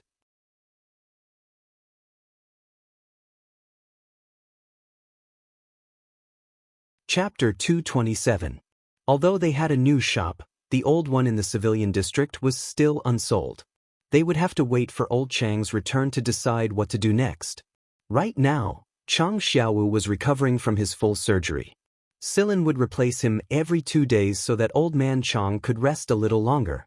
Pets were prohibited in the hospital, but Hui Mao was openly chewing fish biscuits and chatting away with Chang Xiaowu. The doctors and nurses acted as if they were blind and didn't notice him at all. Every time Sillin went to visit Chang Xiaowu, he would bring the triplets with him. This way, he would be able to relax and recover faster. Sillin, did you do what happened to Xiaowu? Old Chang asked Sillin outside the ward. Previously, he had been suppressing it in his heart. Now that he saw that Chang Xiaowu's recovery was going well, one of his many years of worry had finally been resolved. Now that he thought about it, he also wanted to clarify this matter. Sillin looked at the 4 kids in the ward and replied, "No, I only paid part of the money. As for the rest, I don't have the ability to do that." Old Chang frowned. "Then, is it that fat shop owner from last time?" "Nope." Sillin shook his head. Old Man Chang was really puzzled. He was just a lower-class commoner and did not know any nobles. Otherwise, he would not have delayed Chang Xiaowu's illness for so long, and first brother Chang and second brother Chang would not have died so early. "Sillin, tell me. Let this old man have a goal to repay." Sillin smiled. "This is really nothing to him. He's not even interested in the 1,000,000 yuan fatty gave me." When Sillin said this, Old Chang thought of Belle, who was staying in the shop to look after it. He was so shocked that he was tongue-tied. "Belle? Yes, but it's better to keep it a secret. He doesn't want too many people to know." "I understand that," Old Man Chang said with a sigh. "If that was the case, then he must be a noble." Who would have thought that the young man who worked in the civilian district was a noble? People were right. A noble's thoughts couldn't be judged with common sense. Otherwise, why would he go to such a poor place to suffer instead of being a noble? Belle was completely unaware of the conversation between Sillin and Old Chang. However, he didn't care if Sillin and the others found out about Chang Xiaowu. The month was almost up, and it was time for him to leave and search for his next target. Belle yawned. The 2 service robots were enough to sell the parts. He was just taking a nap and thinking about his future plans. He wouldn't go back even if he was beaten to death. It wasn't easy for him to wander this far, so he had to experience it to his heart's content. Otherwise, if he was caught by his father, it would be difficult for him to come out again. He wasn't like that fatty Sizer Fleeka. Fleeka was the chief designer and senior manager of a huge family business, so it was only a matter of time before he was kidnapped. Belle, on the other hand, was empty-handed. Freedom was a goddamn good thing. Regardless of whether Belle's concept of freedom was correct or not, right now he was indeed as carefree as that fat beaver Leica. Belle couldn't think of a good place to go. His 2 friends were busy with their own things. Oliganuo sacrificed himself for his brother and didn't escape. As for Zhen Xingming, needless to say, that bastard was definitely flirting with girls. At that time, when the three of them had made up their minds to escape, according to the usual practice, they had to draw lots to choose who would bring up the rear. Thus, Ulaganyuo, the unlucky one, had to bring up the rear. Sigh, this child's luck was really bad. Before he could escape, he was dragged back by his father and thrown into the army for training. He was told that he couldn't be sloppy and that he needed to have a strong willpower. Willpower, my ass. Even if that fellow was trained 1,000 times, he still wouldn't be able to stand properly or sit properly. While Belle was deep in thought, Silin had returned with the three little ones. Silin spent 100,000 RMB to buy a flying car for ease of travel in the city. This kind of flying car was considered a common car in the city, and those who were slightly better off would buy a higher grade one. However, there was no way it could compare to Silin's car in terms of safety. Silin's flying car was modified by him, and it was much safer than before. Every time he visited Chang Xiaowu at the hospital, Silin would drive the triplets there. This way, he wouldn't have to fight for a taxi. Is Xiaowu all right? Belle asked. Judging from Silin and the others' expressions, Chang Xiaowu should be recovering well. He's doing well. The third recovery stage has begun, and he should be able to leave the hospital in 5 days. Silin said after he parked the car. Have you decided on your future plans? Silin asked when he saw Belle's worried face.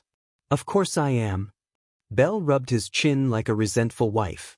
Silin pursed his lips and ignored him. He went to organize the spare parts. Although he had taken over Fatty's spare parts shop, there was still space in the shop.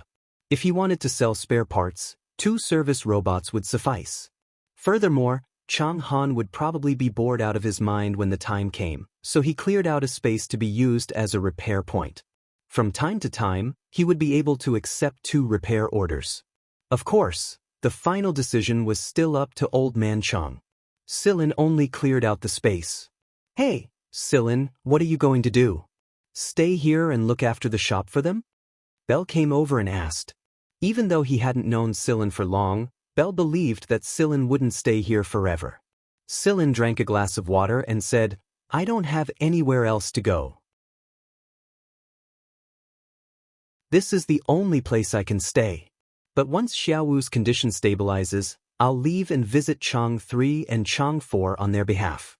After we moved here, Old Man Chang contacted Chang 3 and Chang 4 and told them the address and contact number of the new shop. The signal was much better in the city, and the video chat was much smoother. Both Chang Little 3 and Chang Little 4 had seen Silin and the gray cat in the video before. The cost of interplanetary communication wasn't something ordinary people could afford, so in order to save money, they would only contact each other once every 30 to 50 days. As for those who didn't get along with their families, they wouldn't contact each other even once in a few years. After their living conditions improved, Old Man Chang couldn't wait to contact each other every few days. If it wasn't for Chang Xiaowu, Old Man Chang would have stayed by his communicator every day. But now that he had gotten his new ID, it was time to update some of Chang 3 and Chang 4's information and mail the relevant documents to them. Silin planned to bring them along with him when the time came. But Belle's eyes lit up. I'll go with you and see if there are any good job opportunities. I heard Little 3 and Little 4 are studying at a famous school in this star region. Their names are Papatua or something. Silin said. It's Baranbado. As expected, the so-called top 10 middle schools in the 23rd star region were nothing but a pile of shit in the prince's eyes. Inside the tall building at the center of the city, Muzo rubbed his eyes. Ikeki, my eyelids keep twitching. Do you think our prince is up to something again? Ikeki didn't answer, but he looked like he was constipated. Based on their understanding of the prince over the years, the appearance of similar symptoms meant that the prince was about to start a new experience. 5 days later, Celine drove a flying car to pick up Chang Xiaowu and Old Man Chang. After treatment, Chang Xiaowu's complexion was no longer as sickly as before. After he had fully recovered, he could run and run like a normal child. Sometimes, being naughty was a luxury. At least, Chang Xiaowu had never experienced it in his life. However, Chang Xiaowu didn't seem to be a fan of strenuous exercise. In the future, his goal was to strengthen his body. His main focus was on programming. With Huemao's guidance, Chang Xiaowu's understanding of mechanical programming was even deeper than some so-called experts. In the past, he didn't have the physical strength to support his desire, but now that he had a healthy body and his family's financial situation had improved, he was able to solve more new and interesting machines in the city. Just as he planned, Silin prepared to go out for a while. Before he left, Old Man Chang took everyone to talk to Chang Xiaowu and Chang Xiaowu on another planet. Both Chang Xiaowu and Chang Xiaowu were very happy that Chang Xiaowu had recovered. Old Man Chang gave Silin 100,000 MB and asked Silin to pass it to Chang Xiaowu and Chang Xiaowu. It was said that one should only report the good news when they were away from home, and Chang Xiaowu and Chang Xiaowu were precocious to begin with. Even if they were wronged, they wouldn't tell their families. However, Old Man Chang felt sad when he saw that the two children had lost even more weight. He was still smiling during the call, but tears were streaming down his face after the call. Right now, Old Man Chang only had 120,000 MB in his hands. He didn't ask Silin to pay for Chang Xiaowu's treatment in full. The shop had stabilized anyway, and the 20,000 MB he had was more than enough to support him and the children's daily lives. Silin wasn't worried about the shop either. After all, the great nobles had given them a heads up, and they would take care of the planetary government from the shadows if anything happened. 2 days had passed since Bell's original 30 days, but he still stayed behind and waited for Silin to set off with him. He wanted to see the schools that were different from the ones in the imperial capital. In fact, he was thinking of finding a free job at the school and reminiscing about his youth. No one doubted Silin's new identity. It was a proof of identity personally made by a great noble, and there was no way it could be faked. This way, Silin wouldn't have to worry about his identity no matter where he went. It was a good thing. Therefore, Silin, the gray cat, and Vilile left this inconspicuous little planet in the vast star region. They headed for a relatively well-developed area in the 23rd star region of the Empire, and that was where the Baron Bader Intermediate Education School was located. On the same day that Silin and Bell left, Flaming Eagle Fulvig's people also left the planet to chase after their prince. Without a personal spaceplane or a starship, Silin and Bell had no choice but to buy tickets and board a passenger starship. As for Wheeze, it had already found a place to sleep, and it would only come out when it reached its destination. It didn't want to be locked up with those stupid pets. Once again riding on a passenger starship, Silin thought back to the time he met Dias. Things were still the same, but he was no longer the man. He wondered how the League of Stars was doing. There was bound to be chaos after Osculos's death, but it was hard to say how big or small the chaos would be. Bell looked very excited. He had experienced many different kinds of life, but it wasn't common for him to ride a passenger starship like this. Of course, Muso and Ikiki wouldn't let him ride alone. Silin could sense that there were a couple of people watching them from inside the cabin at all times. It was Bell, but the prince didn't seem to notice them at all. He kept talking to himself while flipping through the star map of this star region, trying to learn more about Balin Bator and see if there were any ideal positions for him to take. The Mist Bodhisattva Empire's star region wasn't as big as a single star region in the League of Stars, but the number of habitable planets here wasn't any smaller than a single star region in the League of Stars. If the League of Stars was divided into 3 upper star regions, 10 free trade zones, and 13 backward star regions, then the Mist Bodhisattva Empire's star regions weren't divided like that. Although some star regions were more developed than others, there weren't too many differences in development between star regions other than the imperial capital and the 3 kings' main forces. In fact, the gap between the rich and the poor in each star region was huge. Silin had already experienced this kind of strict hierarchy when he was on that small planet. The planets around Baron Bader Intermediate were doing very well. At the very least, Old Chang's planet couldn't compare. These planets were about as developed as some of the planets in the League of Stars' 10 free trade zones. Baron Bader Intermediate Education School was one of the top 10 middle education schools in the star region. It wasn't a higher education school, so it couldn't reach the scale of a higher education school. Even so, Baron Bader Intermediate Education School only took up a tenth of the star region. The fact that a school could take up a tenth of the star region was a testament to its status. That was why the planet was named Planet Baron Bader. When Sillin and Bell walked out of Baron Bader Intermediate's port, Hui Mao had been crouching on top of a lamppost waiting for them for a long time. Bell had seen Hui Mao's uniqueness many times. He still had claw marks on his arm from when he fought Hui Mao for fish biscuits. It's easy to find Baron Bader Intermediate Education School. It's a little far from the central port, but there's a direct train to the school, Bell said happily. He had already done his research on the transportation system. After filling their stomachs at a restaurant near the port, they boarded the train to Baron Bader Intermediate Education School. Bell was happy to start planning a new goal, but Muzo and Ikech were itching to punch the ground. Their prince wanted to take up an idle position here, so the order he gave them was to keep a low profile. What did it mean to keep a low profile? As nobles, even if they wanted to keep a low profile, they didn't like to hide. Bell, of course, was an exception. After some discussion, Muzo and Ikech decided to stay in Baron Bader Intermediate Education School for a while under the pretext of selecting talents with potential. As for the number of talents with potential that could be selected, or if not a single one could be selected, it would depend on the strength of the students in Baron Bader. If you could satisfy Muzo and Ikiki, congratulations, child. You've struck it rich.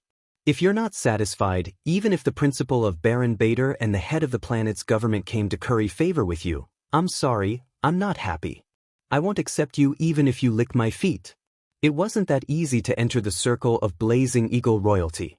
It had to be said that the logo of the Blazing Eagle was too crazy. The moment the logo of the Blazing Eagle appeared, the people from the planet Baron Bader government began to take action. The teachers and students of the Baron Bader school smelled blood and began to show their best side. The planet's attention was instantly drawn away by Muzo and Ikech. In comparison, Bell and the rest of the people looked pretty mundane. If it was before, the people on the bus would have asked if you were new and why you came to Baron Bader Intermediate Education School. But today, everyone was talking about the same thing. They heard that the Blazing Eagle royalty had arrived, and there were rumors, and there were rumors, and there were rumors, and there were rumors. Sillin was puzzled. The Blazing Eagles had only just arrived, didn't they? Were they already on steroids in just a short while? He had to admit that Sillin had underestimated the charm of the royalty. Sillin looked at the man beside him who was drooling while sleeping with his eyes closed, and who was chuckling stupidly. He couldn't tell what he was dreaming of, and Sillin was starting to understand the feelings of the people following behind the prince a little. Sillin had never received a proper intermediate education, and he hadn't even finished the higher education he received at Seven Lights. That was why Sillin was a little curious when he saw the situation inside Baron Bader Intermediate Education School. It was an intermediate education after all, and the students inside the school were between 10 and 20 years old. Most of the boys and girls were around 15 to 16 years old. It was the age of unrest. There was a uniform in the school, unlike in higher education, where there was freedom of dress. However, even if they wore the uniform, there was still a big difference between rich and poor students. As far as the eye could see, some of the girls had jeweled hairpins on their heads, glittering necklaces around their necks, and various patterns decorated their fingernails. On the other hand, some of the students appeared very plain. They did not have colorful hairpins or jeweled necklaces. Perhaps it was because they had been bullied for a long time that they did not dare to look others in the eye. That being said, there were also some students from poor families who chose a different style, just like the ones in front of them.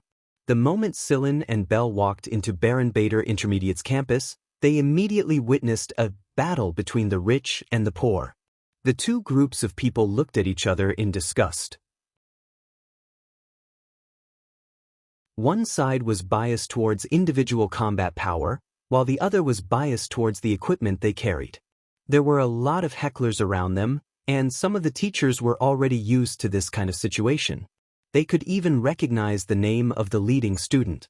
The school's security guards didn't rush forward to stop the fight immediately. They were probably waiting for the fight to be over before stopping it. Sillin and Bell weren't in a hurry to find Chang Little 3 and Chang Little 4 either.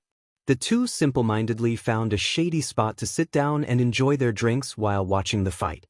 You're tuning in to the Passion Page's YouTube channel. We're so grateful for your support, and don't forget to subscribe to join us on this incredible journey through captivating stories. Your generosity through donations truly makes a world of difference, as it's the primary source of revenue that allows me to expand and enhance this channel for you. Thank you from the bottom of my heart for being a part of this adventure.